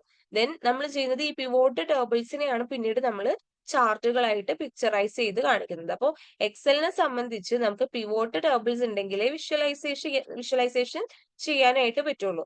അപ്പൊ പിക്ചറൈസ് ചെയ്യാൻ വേണ്ടിയിട്ട് യൂസ് ചെയ്യുന്നതാണ് പിവോട്ട് ടേബിൾ. മെയിൻ ആയിട്ട് നിങ്ങൾ യൂസ് ചെയ്യേണ്ടത് പിവോട്ട് ടേബിൾ എന്ന് പറയുന്നത് ഡാറ്റ സമ്മറൈസേഷന് വേണ്ടിയിട്ട് യൂസ് ചെയ്യുന്ന ഒന്നാണ് എന്നുള്ളതാണ്. അപ്പൊ എങ്ങനെ ഒരു പിവോട്ട് ടേബിൾ ക്രിയേറ്റ് ചെയ്യാം? ഇപ്പൊ ഇതാണ് എന്റെ മെയിൻ ഡാറ്റാബേസ് അല്ലേ. ഞാൻ എന്ത് ചെയ്യുവാണ്, ഇതിപ്പോ ഞാൻ ഓൾറെഡി ക്രിയേറ്റ് ചെയ്ത് വെച്ചൊരു ഡാഷ്ബോർഡിന്റെ ജസ്റ്റ് ഒരു മോഡലാണ് കേട്ടോ. അതായത് ഇപ്പൊ ഞാൻ പറഞ്ഞ പിക്ചോറിക്കലി റെപ്രസെന്റ് ചെയ്തു എന്ന് പറഞ്ഞില്ലേ, അതിന്റെ ജസ്റ്റ് 2 എക്സാമ്പിൾസ് ആണിത്. ജസ്റ്റ് ഇത് ഇങ്ങനെയൊന്നുമല്ല, കുറച്ചുകൂടെ വൃത്തിയിൽ ചെയ്യുന്നത്, ജസ്റ്റ് റാൻഡം ആയിട്ടൊന്ന് ചെയ്തതാണ്. ഈ എല്ലാ ചാർട്ടുകളെയും കമ്പൈൻ ചെയ്ത് നമ്മൾ ഒറ്റ ഒരു ഷീറ്റിലാക്കുന്നതിനെയാണ് ഡാഷ്ബോർഡ് എന്ന് പറയുന്നത്. ഇതിപ്പോ മൾട്ടിപ്പിൾ ചാർട്ടുകൾ ഉണ്ടല്ലോ, മൾട്ടിപ്പിൾ ചാർട്ടുകളെ ഒറ്റ ഒരു വ്യൂവിലോട്ട് കൊണ്ടുവരുന്നതിനെയാണ് ഡാഷ്ബോർഡ് എന്ന് പറയുന്നത്. അതോടെ നിൽക്കട്ടെ, നമുക്ക് പിവോട്ട് ടേബിൾ ആണ് നോക്കേണ്ടത്. ഞാൻ പുതിയൊരു ഷീറ്റ് ക്രിയേറ്റ് ചെയ്യുന്നു, അതിന്റെ പേര് പിവോട്ട് എന്ന് കൊടുക്കുവാണ്. ദെൻ അതിനുശേഷം എനിക്ക് എന്ത് ചെയ്യണം, ഡാറ്റാബേസിലോട്ട് പോകണം. ഞാൻ ആദ്യം ഇതിനെ മൊത്തത്തിൽ ഒന്ന് സെലക്ട് ചെയ്യുന്നു. എന്റെ കയ്യിലുള്ള ഡാറ്റേനെ ഒന്ന് കംപ്ലീറ്റ് ആയിട്ട് എന്ത് ചെയ്യണം, സെലക്ട് ചെയ്ത് കൊടുക്കണം. അപ്പൊ നിങ്ങൾ ആദ്യം ചെയ്യേണ്ടത് സെലക്ഷൻ ആണ്. കൺട്രോൾ എ കൊടുക്കുക കേട്ടോ. ആദ്യത്തെ സെല്ലിൽ ക്ലിക്ക് ചെയ്യുക, കൺട്രോൾ എ കൊടുക്കുക. അപ്പൊ എന്ത് ചെയ്യും, നിങ്ങളുടെ സെല്ലിനകത്തുള്ള ഡാറ്റാസ്, ഈ ഡാറ്റ ഞാൻ ഷെയർ ചെയ്ത് തരാം ഗ്രൂപ്പിൽ. ഇപ്പൊ ജസ്റ്റ് ഒന്ന് മനസ്സിലാക്കുക. നമ്മൾ എന്ത് ചെയ്യുന്നു, ആദ്യത്തെ സെല്ലിൽ ക്ലിക്ക് ചെയ്യുന്നു, കൺട്രോൾ എ കൊടുക്കുമ്പോൾ മൊത്തത്തിൽ അതങ്ങ് സെലക്ട് ആവും. സെലക്ട് ആയതിനു ശേഷം ഇൻസേർട്ടിനകത്ത് പിവോട്ട് ടേബിൾ എന്നുള്ള ഓപ്ഷൻ ഉണ്ട്. ആ പിവോട്ട് ടേബിൾ നിങ്ങൾ ക്ലിക്ക് ചെയ്യുക. പിവോട്ട് ടേബിൾ ക്ലിക്ക് ചെയ്യുമ്പോൾ ഇതേപോലെ വരും. ഇത് നിങ്ങൾ ഓക്കെ കൊടുക്കുക. ഓക്കെ കൊടുക്കുമ്പോൾ അതാ ഇവിടെ പുതിയൊരു ടേബിൾ വന്നിട്ടുണ്ട്. ഇതാണ് നമ്മുടെ പിവോട്ട് ടേബിൾ. ഇവിടെ നിങ്ങൾ ആദ്യം ചെയ്യേണ്ടത് പിവോട്ട് ടേബിളിന്റെ ഫോർമാറ്റ് ശരിയാക്കണം. അതിന് വേണ്ടിയിട്ട് ഇവിടെ റൈറ്റ് ക്ലിക്ക് ചെയ്യുക. റൈറ്റ് ക്ലിക്ക് ചെയ്തിട്ട് പിവോട്ട് ടേബിൾ ഓപ്ഷൻസിൽ ഇവിടെ ഡിസ്പ്ലേ എന്ന് പറയുന്ന ഓപ്ഷൻ ഉണ്ട്. അതിൽ ക്ലാസിക് പിവോട്ട് ടേബിൾ ക്ലിക്ക് ചെയ്യുക. ഒന്നുകൂടി റിപ്പീറ്റ് ചെയ്യുക. ഇതിങ്ങനെ വന്നു കഴിഞ്ഞാൽ അതുമ്പോൾ റൈറ്റ് ക്ലിക്ക് ചെയ്യുക. പിവോട്ട് ടേബിൾ ഓപ്ഷൻസിൽ ഡിസ്പ്ലേയിൽ ക്ലാസിക് പിവോട്ട് ടേബിൾ എന്നുള്ള ഓപ്ഷൻ ക്ലിക്ക് ചെയ്ത് കൊടുക്കുക. ഓക്കെ കൊടുക്കുക. ജസ്റ്റ് അതിന്റെ ഫോർമാറ്റ് ഒന്ന് ചേഞ്ച് ചെയ്യണം. നമുക്ക് അത് ബെറ്റർ ആയിട്ട് അനലൈസ് ചെയ്യാൻ വേണ്ടിയിട്ടാണ് നമ്മൾ അങ്ങനെ ചേഞ്ച് ചെയ്യുന്നത് കേട്ടോ. അങ്ങനെ കൊടുത്തതിന് ശേഷം ഇപ്പൊ ഞാൻ നേരത്തെ പറഞ്ഞ സാധനമാണ് എനിക്ക് അനലൈസ് ചെയ്യേണ്ടതെന്ന് വിചാരിക്കുക. അതായത് ഏത് പേയ്മെന്റ് മോഡാണ് എനിക്ക് ഏറ്റവും കൂടുതൽ റവന്യൂ ഉണ്ടാക്കിയിട്ടുള്ളത് എന്ന് എനിക്ക് അറിയണം. അല്ലെങ്കിൽ വേറെ എന്തായിരുന്നു ഞാൻ നേരത്തെ പറഞ്ഞൊരു സംഭവം, വേണ്ട, പേയ്മെന്റ് തന്നെ നോക്കാം നമുക്ക്. അപ്പൊ ഞാൻ പേയ്മെന്റ് മോഡ് ക്ലിക്ക് ചെയ്യുന്നു. അപ്പൊ എനിക്ക് 3 പേയ്മെന്റ് മോഡാണുള്ളത്, ക്യാഷ്, ചെക്ക്, ക്രെഡിറ്റ്. ആ പേയ്മെന്റ് മോഡ് ഇങ്ങനത്തെ റോസിലോട്ട് വന്നു. ക്യാഷ്, ചെക്ക്, ക്രെഡിറ്റ് എന്നുള്ളത് വന്നു. ദെൻ ഈ റവന്യൂന്ന് എടുത്തിട്ട് നിങ്ങൾ വാല്യൂസിലോട്ട് കൊടുക്കാം. വാല്യൂസിലോട്ട് കൊടുക്കുന്ന ടൈമിൽ ഇതാ എനിക്കിവിടെ ആ ഓരോ ക്യാഷ് ഉണ്ടാക്കിയിട്ടുള്ള റവന്യൂന്റെ ടോട്ടല്, ചെക്ക് ഉണ്ടാക്കിയിട്ടുള്ള റവന്യൂന്റെ ടോട്ടല്, ക്രെഡിറ്റ് കാർഡ് ഉണ്ടാക്കിയിട്ടുള്ള റവന്യൂന്റെ ടോട്ടല്, ദെൻ ടോട്ടൽ റവന്യൂ, ഇങ്ങനെയുള്ള ഒരു സാധനം വന്നിട്ടുണ്ട്. ഇതിന്റെ അകത്ത് നിന്ന് എനിക്ക് പറഞ്ഞൂടെ ക്രെഡിറ്റ് കാർഡ് വെച്ചിട്ടാണ് ഏറ്റവും കൂടുതൽ റവന്യൂ കൺസ്യൂം ചെയ്തിട്ടുള്ളത് എന്ന് എനിക്ക് സിമ്പിൾ ആയിട്ട് അനലൈസ് ചെയ്യാൻ പറ്റിയല്ലോ. നമ്മൾ ഒറ്റയടിക്ക് ഈ ഒരു ഡാറ്റാബേസ് നോക്കി നോക്കി നോക്കി മനസ്സിലാക്കുന്നതിനും ബെറ്റർ ആയിട്ട് ഇതിൽ എനിക്ക് എന്ത് ചെയ്തു, ഒറ്റയടിക്ക് തന്നെ കിട്ടിയിട്ടുണ്ട് അല്ലേ. ഇതാ ഇവിടെ എനിക്ക് എന്ത് കിട്ടി, ക്രെഡിറ്റ് കാർഡ് ആണ് ഏറ്റവും കൂടുതൽ റവന്യൂ ഉണ്ടാക്കിയിട്ടുള്ളത്. ഏറ്റവും കുറവ് വന്നിട്ട് ക്യാഷിനാണ് എന്നുള്ള ഒരു റിസൾട്ട് എനിക്ക് ഇവിടെ കിട്ടിയിട്ടുണ്ട്. ക്ലിയർ ആണോ? ആ ഓക്കെ. ഈ ഒരു ഡാറ്റ ഞാനിപ്പോ അയച്ചുതരാം. അത് വെച്ചിട്ട് നിങ്ങൾ ആദ്യം ഈ ഒരു പിവോട്ട് ടേബിൾ ഉണ്ടാക്കുക. then അതിനുശേഷം ഞാൻ ക്രൈറ്റീരിയ പറഞ്ഞുതരും. ഇപ്പൊ ഇതിന് ക്രൈറ്റീരിയ എന്ന് പറയുന്നത് sum of revenue based on payment മോഡാണ് അല്ലെ. അപ്പൊ അതുപോലെ ഞാൻ ക്രൈറ്റീരിയ പറയും, നിങ്ങൾ അതിനനുസരിച്ച് പിവോട്ട് ടേബിൾസ് ജനറേറ്റ്. ഞാൻ അയച്ചിട്ടുണ്ട്. അതിന്റെ അകത്ത് നിന്ന് ഡാഷ്ബോർഡിനെ കളയാ, ഡാറ്റാബേസ് മാത്രം വെച്ചാൽ മതി കേട്ടോ. എന്നിട്ട് ആദ്യത്തത് മറ്റേ ഏത് പേയ്മെന്റ് മെത്തേഡിനാണ് ഏറ്റവും കൂടുതൽ റവന്യൂ എന്നുള്ള ആ ഒരു സാധനം നോക്കുക. എവിടെയെങ്കിലും വെച്ച് സ്റ്റോപ്പ് ആണെങ്കിൽ നിങ്ങൾ ആ ലേഔട്ട് ചേഞ്ച് ചെയ്യാൻ മറക്കരുത്. ലേഔട്ട് ചേഞ്ച് ചെയ്യുന്നിടത്ത് കൺഫ്യൂഷൻ ഉണ്ടെങ്കിൽ ചോദിക്കുക കേട്ടോ. ഒരാളൊന്ന് സ്ക്രീൻ ഷെയർ ചെയ്തേ, സ്ക്രീൻ ഷെയർ ചെയ്തിട്ട് ചെയ്തേ. ഷബിൻ ഒന്ന് സ്ക്രീൻ ഷെയർ ചെയ്യോ? ആ ഓക്കെ മാം.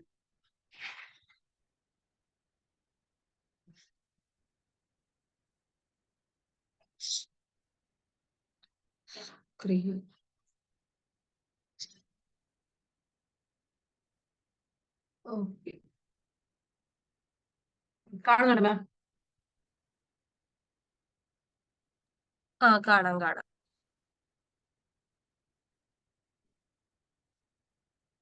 ഇനി എന്താ ചെയ്യേണ്ടത് വെച്ചാൽ ആദ്യത്തെ ആ സെല്ലുമ്മ ക്ലിക്ക് ചെയ്യുക, കൺട്രോൾ എ കൊടുക്കുക. ഓക്കെ, ഇപ്പൊ അത് മൊത്തം സെലക്ട് ആയി. ഇനി ഇൻസേർട്ടിൽ പോയിട്ട് പിവോട്ട് ടേബിൾ, അതിന് എഡിറ്റ് ചെയ്യാനുള്ള ഓപ്ഷൻസ് കൊടുത്തില്ല. അത് പിവോട്ട് ടേബിൾ ഇപ്പോ ഇനാക്റ്റീവ് ആയിട്ടാണ് കിടക്കുന്നത്. അതായത് ആ ഫയലിനെ എഡിറ്റ് ചെയ്യാനുള്ള രീതിക്ക് ആക്കിയിട്ടില്ലേ, ആ ഓക്കെ ഓക്കെ ഇനി എനേബിൾ എഡിറ്റ് കൊടുക്കണേ.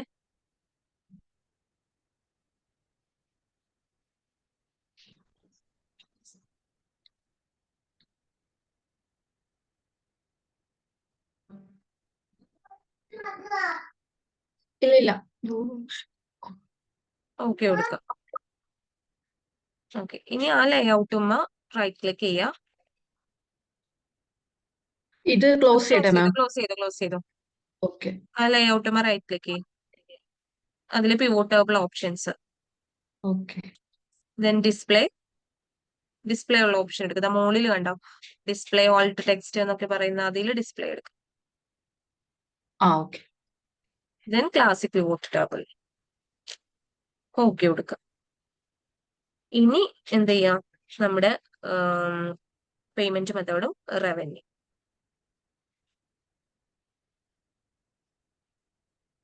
അപ്പൊ ആദ്യത്തെ പിവോട്ട് ടേബിൾ ആയിട്ടുണ്ട്.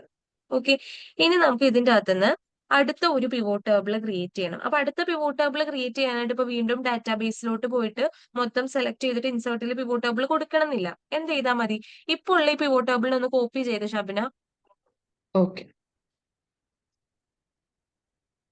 എന്നിട്ട് അത് തൊട്ട് താഴെ വന്ന് പേസ്റ്റ് ചെയ്യും. എന്നിട്ട് ആ പിവോട്ട് രണ്ടാമത്തെ ഇപ്പൊ പേസ്റ്റ് ചെയ്ത പിവോട്ട് ടേബിളും ഒന്ന് ക്ലിക്ക് ചെയ്തേ. ഓക്കെ, ഇനി അതിന്റെ റോസിലും അതേപോലെ വാല്യൂസിലുള്ള ഡാറ്റേനെ എടുത്ത് പുറത്തിടുക. ആ പേയ്മെന്റ് മോഡിനെ സം ഓഫ് റവന്യൂനെ എടുത്ത് പുറത്തിടും. സൈഡിലെ ഇതാ പിവോട്ട് ടേബിൾ ഫീൽഡിൽ അതിനെടുത്ത് പുറത്തിട്ടോ. അല്ലെങ്കിൽ ജസ്റ്റ് ആ ഏരോമ ക്ലിക്ക് ചെയ്തിട്ട് റവന്യൂ അത് റിമൂവ് ചെയ്താലും മതി. ഓക്കെ, ഇനി എന്ത് ഓക്കെ ചെയ്യാ, പുതിയത് ഇവിടെ കൊടുക്കുക. ഇപ്പൊ നമുക്ക് കണ്ടുപിടിക്കേണ്ടത് സെയിൽസ്മാൻ വൈസ് റവന്യൂ കണ്ടുപിടിക്കണം എന്ന് വിചാരിച്ചോ. ഓക്കെ, ഓക്കെ ഇപ്പൊ നമുക്ക് ഏറ്റവും ടോപ്പ് 10 സെയിൽസ് ഉണ്ടാക്കിയിട്ടുള്ള സെയിൽസ്മാൻമാരെയാണ് കണ്ടുപിടിക്കേണ്ടത്. ടോപ്പ് 10 സെയിൽസ് അല്ല, ടോപ്പ് 10 റവന്യൂ ഉണ്ടാക്കിയിട്ടുള്ള സെയിൽസ്മാൻമാര്. അപ്പൊ സെയിൽസ്മാനും ക്ലിക്ക് ചെയ്യണം, റവന്യൂ ക്ലിക്ക് ചെയ്യണം. ഒന്ന് ചെയ്തേ. ഓക്കെ, ഇതിനകത്ത് ഇപ്പോ വന്നപ്പോ ഒരുപാട് സെയിൽസ്മാൻമാരും ഉണ്ട്, അവരുണ്ടാക്കിയിട്ടുള്ള റവന്യൂവും നമുക്ക് വന്നിട്ടുണ്ട് അല്ലെ. ഇതിന്റെ അകത്തുനിന്ന് നമുക്ക് ടോപ്പ് 10 ആണ് കണ്ടുപിടിക്കേണ്ടത്. എങ്ങനെയാ ടോപ്പ് 10 കണ്ടുപിടിക്കാം? എന്തെങ്കിലും ഒരു ഐഡിയ ഉണ്ടോ ടോപ്പ് 10 കാണാനായിട്ട്? മാം പഠിപ്പിച്ചിരുന്നു പക്ഷെ ഓർമ്മയില്ല, മറന്നുപോയി. ആ ഫിൽട്ടർ ബട്ടൺ ഒന്ന് ക്ലിക്ക് ചെയ്തേ. ആ ഇതന്നെയല്ലേ മാം സെയിൽസ്മാന്റെ? ഒന്ന് ചെക്ക് ചെയ്ത് നോക്ക്. ഫിൽട്ടർ ബട്ടൺ ക്ലിക്ക് ചെയ്തിട്ട് ആ വാല്യൂ ഫിൽറ്റേഴ്സ് ഒന്ന് എടുത്ത്, ആ ആ ഓ അതിനകത്ത് ടോപ്പ് 10 കണ്ടോ താഴെ, ആ ആ ആ അതെടുക്കും. അതില് ഓക്കെ എടുക്ക്. ഇപ്പൊ ഓ ടോപ്പ് 10 ഐറ്റംസ് കിട്ടി. ഓക്കെ, മൊത്തം നമ്മൾ എടുത്തത് സെയിൽസ്മാൻമാര് വൈസ് റവന്യൂ ആണ് എടുത്തത്. അപ്പൊ എനിക്ക് അത്ര ആൾക്കാരുടെ റവന്യൂ ഒന്നും നോക്കേണ്ട ആവശ്യമില്ല. അതിൽ എനിക്ക് ടോപ്പ് ആയിട്ടുള്ള ഒരു 10 പേരെയാണ് വേണ്ടതെങ്കിൽ ഇതേപോലെ ഫിൽറ്റേഴ്സിൽ പോയിട്ട് എന്ത് ചെയ്യാം, ടോപ്പ് ആക്കിയിട്ട് അതിനെടുക്കാം. ക്ലിയർ ആണോ? Yes ma'am. അപ്പൊ ഇപ്പൊ നമ്മൾ എന്താ ചെയ്തത്, മൊത്തം ആ ഒരു ഡാറ്റേനെ നമ്മൾ ഒന്ന് ചുരുക്കിയിട്ട് നമുക്കൊരു സമ്മറി കിട്ടിയിട്ടുണ്ട്. ഒന്ന് പേയ്മെന്റ് മോഡ് വൈസ് നമുക്ക് ഏറ്റവും കൂടുതൽ ആർക്കാ കിട്ടിയിട്ടുള്ളതെന്ന് മനസ്സിലായി. പിന്നെ അതേപോലെ ആ മൊത്തം ഡാറ്റയിൽ നിന്ന് ഏറ്റവും കൂടുതൽ റവന്യൂ ഉണ്ടാക്കിയിട്ടുള്ള 10 സെയിൽസ്മാൻമാർ ആരാന്ന് നമുക്ക് മനസ്സിലായി. ഇവിടെയൊക്കെ നമ്മൾ ജനറേറ്റ് ചെയ്യുന്നത് എന്താണ്, സമ്മറി ആണ്. ഓക്കെ, അതുകൊണ്ട് പിവോട്ട് ടേബിളിന്റെ പർപ്പസ് അല്ലെങ്കിൽ വാട്ട് ഈസ് പിവോട്ട് ടേബിൾ എന്നുള്ള ക്വസ്റ്റ്യൻ വന്നു കഴിഞ്ഞാൽ നിങ്ങൾ പറയേണ്ട മെയിൻ പോയിന്റ് എന്ന് പറയുന്നത് ഡാറ്റ സമ്മറൈസേഷന് വേണ്ടിയിട്ട് യൂസ് ചെയ്യുന്ന ഒന്നാണ് പിവോട്ട് ടേബിൾ എന്നാണ്. ക്ലിയർ ആണോ? ഓക്കെ മാം ഇതെന്താ ഇവിടെ വാല്യൂ കാണിക്കാത്തെ? അത് ഒന്ന് ആ ബി എന്നുള്ള മുകളിലത്തെ കോളം ഇല്ലേ, അതിന്റെ സൈഡിൽ പോയിട്ട് ഒന്ന് ഡബിൾ ക്ലിക്ക് ചെയ്തേ. ആ ബി എന്നുള്ള ആ മുകളിലത്തെ ബീന്റെ ആ സൈഡിൽ പോ, കുറച്ചുകൂടി ഇവിടെ അവിടെ ഡബിൾ ക്ലിക്ക് ചെയ്ത് ഒന്ന് സൈഡിലോട്ട് ഡ്രാഗ് ചെയ്തിട്ട്. ആ ഓ അത് ആ സെല്ലിനകത്ത് സ്പേസ് ഇല്ലാണ്ടാവുമ്പോഴാണ് ആ ഹാഷ് ഓ കാണിക്കുക.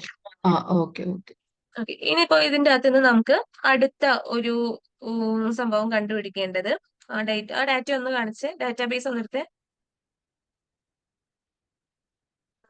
ഇതിന്റെ അകത്ത് നിന്ന് എനിക്ക് സെഗ്മെന്റ് വൈസ് ക്വാണ്ടിറ്റി കാണണം എന്ന് വിചാരിക്കുക. അതിനകത്ത് ക്വാണ്ടിറ്റി എന്ന് പറയുന്ന ഒരു കോളം ഉണ്ട്. ഐ തിങ്ക് ലാസ്റ്റിൽ വരുന്നുണ്ട് റവന്യൂവിന്റെ തൊട്ടടുത്ത്.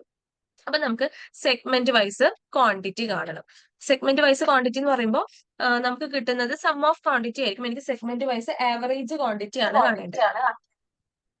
നമുക്കിപ്പോ ബൈ ഡിഫോൾട്ട് കാണുന്നത് സം ആണ്. നമുക്കത് ആവറേജ് ആയിട്ട് കാണേണ്ടത്. അപ്പൊ എന്ത് ചെയ്യാം, വീണ്ടും ഷീറ്റ് 1 പോവാ. എക്സിസ്റ്റിംഗ് ആയിട്ടുള്ള ഒരു പിവോട്ട് ടേബിളിനെ കോപ്പി ചെയ്ത് വീണ്ടും ഇടാം. ദെൻ അതിനകത്തുള്ള ഡാറ്റാസ് റിമൂവ് ചെയ്ത് കളയാം. ദെൻ അതിനുശേഷം നമുക്ക് എന്ത് ചെയ്യാം, നമ്മുടെ സെഗ്മെന്റും അതേപോലെ തന്നെ ക്വാണ്ടിറ്റിയും കൊടുക്കാം. അപ്പൊ ക്വാണ്ടിറ്റി കൊടുക്കുമ്പോൾ ഇതാ കണ്ടോ, വാല്യൂസ് നോക്കിയാൽ കാണാം സം ഓഫ് ക്വാണ്ടിറ്റി ആണ് വരുന്നത്. എനിക്ക് സം അല്ല വേണ്ടേ, ആവറേജ് ആണ് വേണ്ടത്. അപ്പൊ പിവോട്ട് ടേബിളും ഒന്ന് ക്ലിക്ക് ചെയ്തിടാം. പിവോട്ട് ടേബിളും ക്ലിക്ക് ചെയ്യുമ്പോഴാണ് ഈ ഓപ്ഷൻസ് വരാം കേട്ടോ. പിവോട്ട് ടേബിൾ ഫീൽഡ് എന്നുള്ള ഓപ്ഷൻസ് വരാം. അതിനകത്ത് ആ വാല്യൂസിൽ സം ഓഫ് ക്വാണ്ടിറ്റി എന്നുള്ള ഫീൽഡ് കണ്ടില്ലേ, ആ അതിന്റെ അവിടത്തേക്ക് ഒന്ന് കഴ്സർ കൊണ്ടുപോയി. ആ അവിടെയല്ല, ഈ പിവോട്ട് ടേബിൾ ഫീൽഡിനകത്ത് നമ്മൾ റോസിലും വാല്യൂസിലോട്ടും ഡാറ്റ കൊടുക്കുന്നില്ലേ, ആ ആ അതിലത്തെ സം ഓഫ് വാല്യൂസിന്റെ സൈഡിൽ കാണുന്ന ആ ഒരു ഏരോ ബട്ടൺ കണ്ടോ, ആ കണ്ടു കണ്ടു. ആ ഏരോ ബട്ടൺ ക്ലിക്ക് ചെയ്തേ. അതിനകത്ത് വാല്യൂ ഫീൽഡ് സെറ്റിംഗ്സ് എന്നുള്ള ഒരു ഓപ്ഷൻ കണ്ടില്ലേ, അതെടുക്ക്. ഓക്കെ അതിനകത്ത് ആവറേജ് ആക്കി കൊടുക്കുക. ബാക്കിയുള്ളവർ അതിന്റെ ഒപ്പം ചെയ്തു പോവാൻ. ഞാനിനി ഓരോ ദിവസം ഇതേപോലെ സ്ക്രീൻ ഷെയർ ചെയ്യിപ്പിച്ചിട്ടും ക്യാമറ ഓൺ ചെയ്യിപ്പിച്ചിട്ടും ആയിരിക്കും ക്ലാസ് എടുക്കുക കേട്ടോ. ഓക്കെ, അപ്പൊ ഇപ്പൊ നമുക്ക് കിട്ടുന്നതാണ് ആവറേജ് ഓഫ് ക്വാണ്ടിറ്റി. അപ്പൊ ഈ ഓക്കെ രീതിക്ക് നിങ്ങൾക്ക് സമ്മിനെ ആവറേജ് ആക്കാം, ആവറേജിനെ മാക്സ് ആക്കാം. എന്താ ചെയ്യേണ്ട, ആ വാല്യൂസിൽ പോവാ, ഏരോ ബട്ടൺ ക്ലിക്ക് ചെയ്യുക. ഏരോ ബട്ടൺ ക്ലിക്ക് ചെയ്തതിന് ശേഷം അവിടെ ഫംഗ്ഷൻ ചേഞ്ച് ചെയ്യാനുള്ള ഓപ്ഷൻ വരും. വാല്യൂ ഫീൽഡ് സെറ്റിംഗ്സ് എന്നുള്ളൊരു ഓപ്ഷൻ വരും. അതെടുക്കുക. അതിനകത്ത് ഫംഗ്ഷൻ എന്താന്ന് വെച്ചാൽ ചൂസ് ചെയ്ത് കൊടുക്കുക. ക്ലിയർ ആണല്ലോ? Okay ma'am. ഓക്കെ, ഇനി നിങ്ങൾ ഇതിന്റെ അകത്ത് ചെയ്യേണ്ട പണി എന്താന്ന് വെച്ച് കഴിഞ്ഞാല്, ഇതിനകത്ത് കുറെ ഓപ്ഷൻസ് ഉണ്ട് അല്ലെ, കുറെ ഡാറ്റാസ് ഉണ്ട്. ഈ ഡാറ്റനൊക്കെ നിങ്ങൾ ഒന്ന് സമ്മറൈസ് ചെയ്ത് കുറച്ചധികം പിവോട്ട് ടേബിൾസ് ആയിട്ട് നിങ്ങളുടേതായ രീതിക്ക് ഇപ്പൊ സബ് കാറ്റഗറി വൈസ് സെയിൽസോ അല്ലെങ്കിൽ സബ് കാറ്റഗറി വൈസ് ക്വാണ്ടിറ്റിയോ റവന്യൂ അങ്ങനെ ഏതാന്ന് വെച്ചാൽ ഷിപ്പ് മോഡ് വൈസ് അങ്ങനെയൊക്കെ ഓരോന്നും കണ്ടുപിടിക്കുക. ഒരു മിനിമം ഇപ്പൊ ഉള്ളതല്ലാണ്ട് ഒരു മിനിമം 5 പിവോട്ട് ടേബിൾ എക്സ്ട്രാ നിങ്ങൾ അതിന്റെ അകത്ത് ആഡ് ചെയ്യണം നാളത്തേക്ക് വർക്കായിട്ട്. ഓക്കെ, ഞാൻ ഒരാളെ കൊണ്ട് അത് സ്ക്രീൻ ഷെയർ ചെയ്യിപ്പിച്ച് കാണിക്കും. എക്സ്ട്രാ ഒരു 5 പിവോട്ട് ടേബിൾസ് അതിന്റെ അകത്ത് നിങ്ങൾ ആഡ് ചെയ്യണം. പിന്നെ നിങ്ങൾക്ക് ഇതുപോലെ പ്രാക്ടീസ് ചെയ്യാൻ വേണ്ടിയിട്ടുള്ള ഡാറ്റാ സെറ്റ് എവിടെ നിന്നാ കിട്ടാന്ന് അറിയോ? ഇല്ല. കാഗിൾ എന്ന് പറയുന്ന ഒരു സൈറ്റിനെ കുറിച്ച് കേട്ടിട്ടുണ്ടോ? ആഗിൾ. കാഗിൾ അതായത് ജസ്റ്റ് ഞാനൊന്ന് ഷെയർ ചെയ്ത് കാണിച്ചു തരാം. ഗൂഗിളിനകത്ത് പോയിട്ട് കാഗിൾ എന്ന് പറയുന്ന സൈറ്റ് എടുക്കുക. ഇവിടെ കാഗിൾ എന്ന് സെർച്ച് ചെയ്യാം.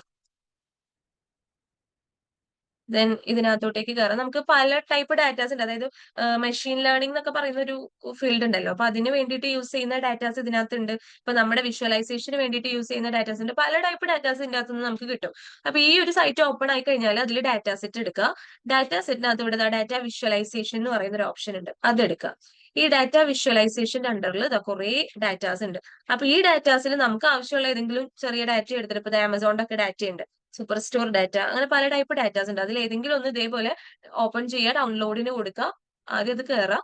എന്നിട്ട് ആ ഡാറ്റ ഇവിടെ താഴെ ഉണ്ടാകും. ഈ ഒരു ബട്ടൺ ക്ലിക്ക് ചെയ്തിട്ട് ഡൗൺലോഡ് കൊടുക്കുക. അപ്പൊ നിങ്ങൾ ആദ്യമായിട്ട് ഡൗൺലോഡ് ചെയ്യുമ്പോൾ സൈൻ ഇൻ ചെയ്യാനുള്ള ഓപ്ഷൻ വരും. അത് നിങ്ങളുടെ ഗൂഗിൾ അക്കൗണ്ട് കൊടുത്തിട്ട് നിങ്ങൾ സൈൻ ഇൻ ചെയ്യുക, എന്നിട്ട് ഡൗൺലോഡ് ചെയ്യുക. ഡൗൺലോഡ് ചെയ്ത ആ ഡാറ്റേനെ നമുക്ക് ഇങ്ങനെ പിവോട്ട് ടേബിൾസ് ആക്കി ആക്കി പഠിക്കാം. എന്നിട്ട് ആ പിവോട്ട് ടേബിളിനെ നമ്മൾ എന്ത് ചെയ്യുന്നു, വിഷ്വലൈസേഷനിൽ ചാർട്ട് ആക്കിയിട്ട് മാറ്റുന്നു. ഓക്കെ, അപ്പൊ എക്സൽ വെച്ചിട്ട് വിഷ്വലൈസേഷനിലോട്ട് പോകണമെന്നുണ്ടെങ്കിൽ പറഞ്ഞ പോലെ ആദ്യം നമുക്ക് പിവോട്ട് ടേബിൾ ഉണ്ടാക്കിയിട്ടാണ് പഠിക്കേണ്ടത്. അപ്പൊ അത് നിങ്ങൾ കറക്റ്റ് ആയിട്ട് പ്രോപ്പർ ആയിട്ട് ഒരു ഡാറ്റേനെ പിവോട്ട് ടേബിൾ ആക്കാൻ പഠിച്ചാൽ മാത്രമേ വിഷ്വലൈസേഷനിലോട്ട് പോയിട്ട് കാര്യമുള്ളൂ. അപ്പൊ അത് കറക്റ്റ് ആയിട്ട് ഫോളോ അപ്പ് ചെയ്യുക. ഇങ്ങനെ ഡാറ്റ ഡൗൺലോഡ് ചെയ്തിട്ട് പ്രാക്ടീസ് ചെയ്യുക. നാളത്തേക്ക് ഇപ്പൊ ആ ഒരു വർക്ക് ചെയ്താൽ മതി. ടൈം കിട്ടും എന്നുണ്ടെങ്കിൽ ഇതിന്റെ അകത്തുനിന്ന് ഏതെങ്കിലും ഒരു ഡാറ്റ ഡൗൺലോഡ് ചെയ്തിട്ട് അങ്ങനെ ചെയ്യാം. ഞാനിത് കാണിച്ചു തന്നത് നിങ്ങൾക്ക് ഫർദർ ആയിട്ട് പ്രാക്ടീസ് ചെയ്യാൻ വേണ്ടിയിട്ട്. ഇപ്പൊ ഇതിന് മാത്രമല്ല, ഇപ്പൊ നമ്മൾ പവർ ബി ഐ ഒക്കെ പഠിക്കുമ്പോൾ ഒരു പ്രൊജക്ട് ഒക്കെ ചെയ്ത് നോക്കണം എന്നുണ്ടെങ്കിൽ ഈ ഏതെങ്കിലും ഡാറ്റാ സെറ്റ് ഡൗൺലോഡ് ചെയ്തിട്ട്, പ്രൊജക്ട് മീൻസ് ഇപ്പൊ പവർ ബി ഐയുടെ എക്സലിന്റെ ഒക്കെ പ്രൊജക്ട് എന്ന് പറയുന്നത് വിഷ്വലൈസേഷൻ ആണ്. ഓക്കെ, വിഷ്വലൈസേഷൻ ചെയ്യലാണ് പ്രൊജക്ട് വരുന്നത്. ഡാറ്റ ഡാഷ്ബോർഡ് ആക്കി മാറ്റാം. ഞാൻ നേരത്തെ കാണിച്ച ഒരു ചെറിയ മോഡൽ ഉണ്ടല്ലോ, അങ്ങനെയല്ല, കുറച്ചുകൂടി വൃത്തിക്ക് ചെയ്യണം. അപ്പൊ അങ്ങനെ ഒരു ഡാഷ്ബോർഡ് ആക്കലാണ് ഇതിന്റെ ഒക്കെ പ്രൊജക്ട് എന്ന് പറയുന്നത്. നമ്മൾ ബൈ ലാസ്റ്റ് സിവിയിലോട്ട് ആഡ് ചെയ്യുന്ന വിഷ്വലൈസേഷന്റെ പ്രൊജക്ടുകൾ എന്ന് പറയുന്നത് ഈ ഡാഷ്ബോർഡ് ക്രിയേഷൻ ആണ്. അപ്പൊ ആ ഡാഷ്ബോർഡ് ക്രിയേറ്റ് ചെയ്യാൻ വേണ്ടിയിട്ട് നമുക്ക് ഇവിടെ നിന്നൊക്കെ ഡാറ്റ എടുക്കാം, കാഗിളിൽ നിന്നൊക്കെ ഡാറ്റ എടുക്കാം. നമുക്ക് പ്രാക്ടീസ് ചെയ്യണമെങ്കിലും കാഗിളിൽ നിന്ന് ഡാറ്റാസ് എടുത്തിട്ട് പ്രാക്ടീസ് ചെയ്യാം. ഇപ്പോൾ നമ്മൾ എക്സലിൽ എത്തിയിട്ടുള്ളൂ, പിവോട്ട് ടേബിളിൽ എത്തിയിട്ടുള്ളൂ. ആ പിവോട്ട് ടേബിൾ ക്രിയേറ്റ് ചെയ്യാനും നമുക്ക് ഇതിന്റെ അകത്തുനിന്ന് ഡാറ്റാസ് എടുത്ത് പ്രാക്ടീസ് ചെയ്യാവുന്നതാണ്. ഓക്കെ, അപ്പൊ അത് ടൈം കിട്ടണ പോലെ ഒന്ന് ചെക്ക് ചെയ്യുക. നാളത്തേക്ക് ഈ വർക്ക് കംപ്ലീറ്റ് ചെയ്യാം. ഓക്കെ ആണല്ലോ? Okay ma'am. ഓക്കെ, ബാക്കി നമുക്ക് നാളെ കണ്ടിന്യൂ ചെയ്യാം കേട്ടോ. നിങ്ങൾ ലീവ് ചെയ്തോളൂ. Okay, thank okay you. Ma'am. Thank. Good night. Good night.